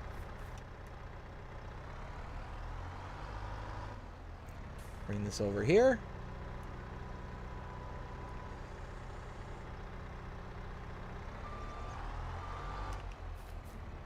You can see nothing's happening. If I turn it on, nothing happens. So I don't know what's going on here. I am so lost as to why this doesn't seem to be working. Let's see. Bradley says, read the last comment. I need help with my decision. I must have skipped it, Bradley. I'm sorry. Okay, I'm playing on this map as we speak. You're going to help me decide something. Are you playing with seasonal growth on or off? I have it on. So, I mean, me personally, I always play with seasons on just because I like to see the actual change in the environment. I like seeing that. I also like to kind of wrap around the entire crop calendar and not just kind of grow the same stuff over and over, or I kind of like it. It's just that kind of little bit of quote unquote realism. Let's see. Todd says you can also get more square bales on a trailer and they stack. But yes, now that is the nicer part about square bales. Is they're easier to transport. They're easier to do like everything that you need to do after the kind of making process. But again, just the thought of having to potentially go back for one additional round afterwards of making silage bales is, yeah, it's one of those that if I can do it in one step, that's kind of why I like the round bales. Now, out of the two, don't get me wrong, out of the two, I prefer square bales, hands down. But I like the round bales because of like what I mentioned before, where you're able to actually kind of get it all encompassed all in one kind of thing. Let's see. Todd says, okay, night all. Todd, thank you for stopping in tonight. I hope you have a fantastic day, and we'll see you again next time. Ken says, good night to Todd. So yeah, it's one of those, I'm just really confused as to why. Oh, and I'm now sliced to ribbons. I don't know why. I don't know why that's not working. I mean, maybe it's my misunderstanding. So I think I'm going to have to come up with some kind of solution for the straw bales here. I'm not 100% sure what is going to be the solution, but I mean, right now I don't need this mixer anymore. It just basically is a useless piece of equipment now. Because I have TMR that can be made from there. So I might as well just use that. The only reason I got this is because I thought I could use a soybean straw in it. But now I don't know why there would be two separate pictures of straw. Now you can see prices per 1,000. If I look at the straw, we all know what straw looks like as the symbol. It's that one there. We're all aware of this. But now we go down to soybean straw. It's identical. It's the same exact... See? It's the same exact symbol. So that's what made me think that this would have soybean straw as an input. So I don't know. I don't know what's going on. I don't... So confused. So confused. Bradley says, yeah, I get it. I've had growth on as well. And I also couldn't figure out what to do with the soybean straw. So I'm kind of humming and hawing. I might take the soybean straw and sell it just outright, and then use whatever money I get from the soybean straw and purchase the same amount of cash value in regular straw. And that way it's kind of a 1-to-1 ratio. I'm going to be losing out on product because those are 10,000 liter bales. Even if I get the closest equivalency to the bales, let's see. Like this one is 9,000 liters. So that's really close. That square bale right there. Whoops. This one here is 5,000. But then I have this one can do... Oh, these round bales are 11,000. So maybe something like that. Or maybe even a square bale. 8,300. 9,000. Yeah, who knows? Who knows? Let's see. Doesn't recognize that straw. Yeah, so it's one of those... It's weird because it shows it as a separate symbol. So it shouldn't have to necessarily recognize it as straw. As... let's see. Animal... So mine is this one here, the big one. You can see it's got two separate straw symbols there. So it should take... it should take soybean straw. At least I would imagine, unless for some reason this is an error.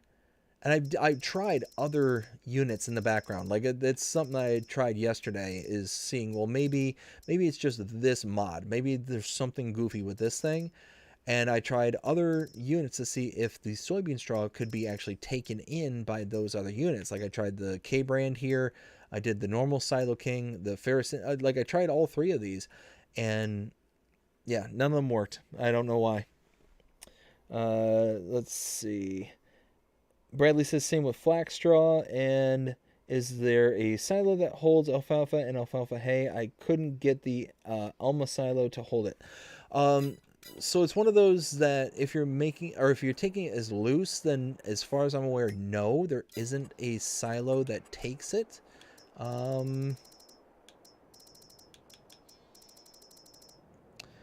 I think that you can use the clamps, though. I think there's a modified clamp.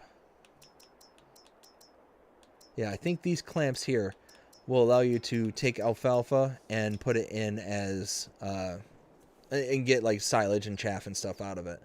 But other than that, I don't think there's any like actual like storage for it unless you have like a multi-fruit silo.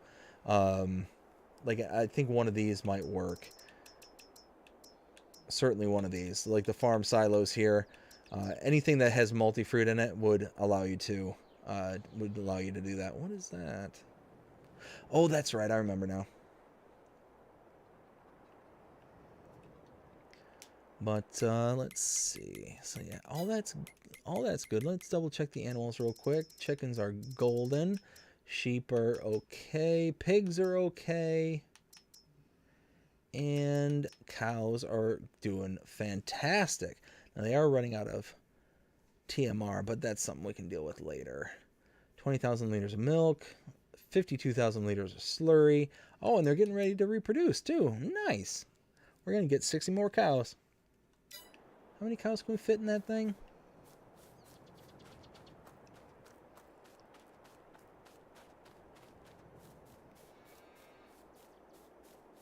Let's see.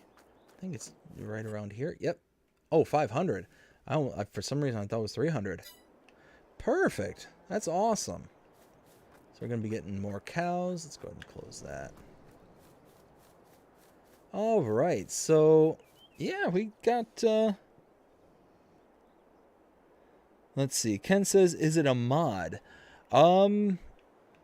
This particular mixer wagon is a mod, but I did test some others in the background just to see if there was any kind of issues with those, and even like the base game mixing wagons were having issues. So yeah, I don't know. It's one of those, like I said, I think at this point I'm just going to go ahead and sell off what I can sell off. Whatever money I get out of it, I'll utilize that money to buy the equivalency of these straw bales, and then just bring them back here to the farm and just have them inputted as TMR into here. So I'll probably just end up selling that and getting the money back for it. And that gets close to almost $1 million, because that's like 130, 140 grand for that trailer, or for that mixer there. So yeah, I think that'll work out better. I think it'll be just fine. But I think we have reached the end of this live stream. It is almost... Well, it is. It's almost 1:30 in the morning. It is very, very late here, and I need to be up for work in the morning, which I haven't had to say in quite some time, and I'm very happy to be able to say it. But I hope everybody here had a fantastic time tonight. I know I certainly did. I really, really enjoyed myself. But if you did, please show me by liking, sharing, subscribing, following, commenting, doing all the things the algorithms enjoy you doing, that shows you're engaged with this channel and enjoying the content. And that being said, I hope everybody has a fantastic day. Take care.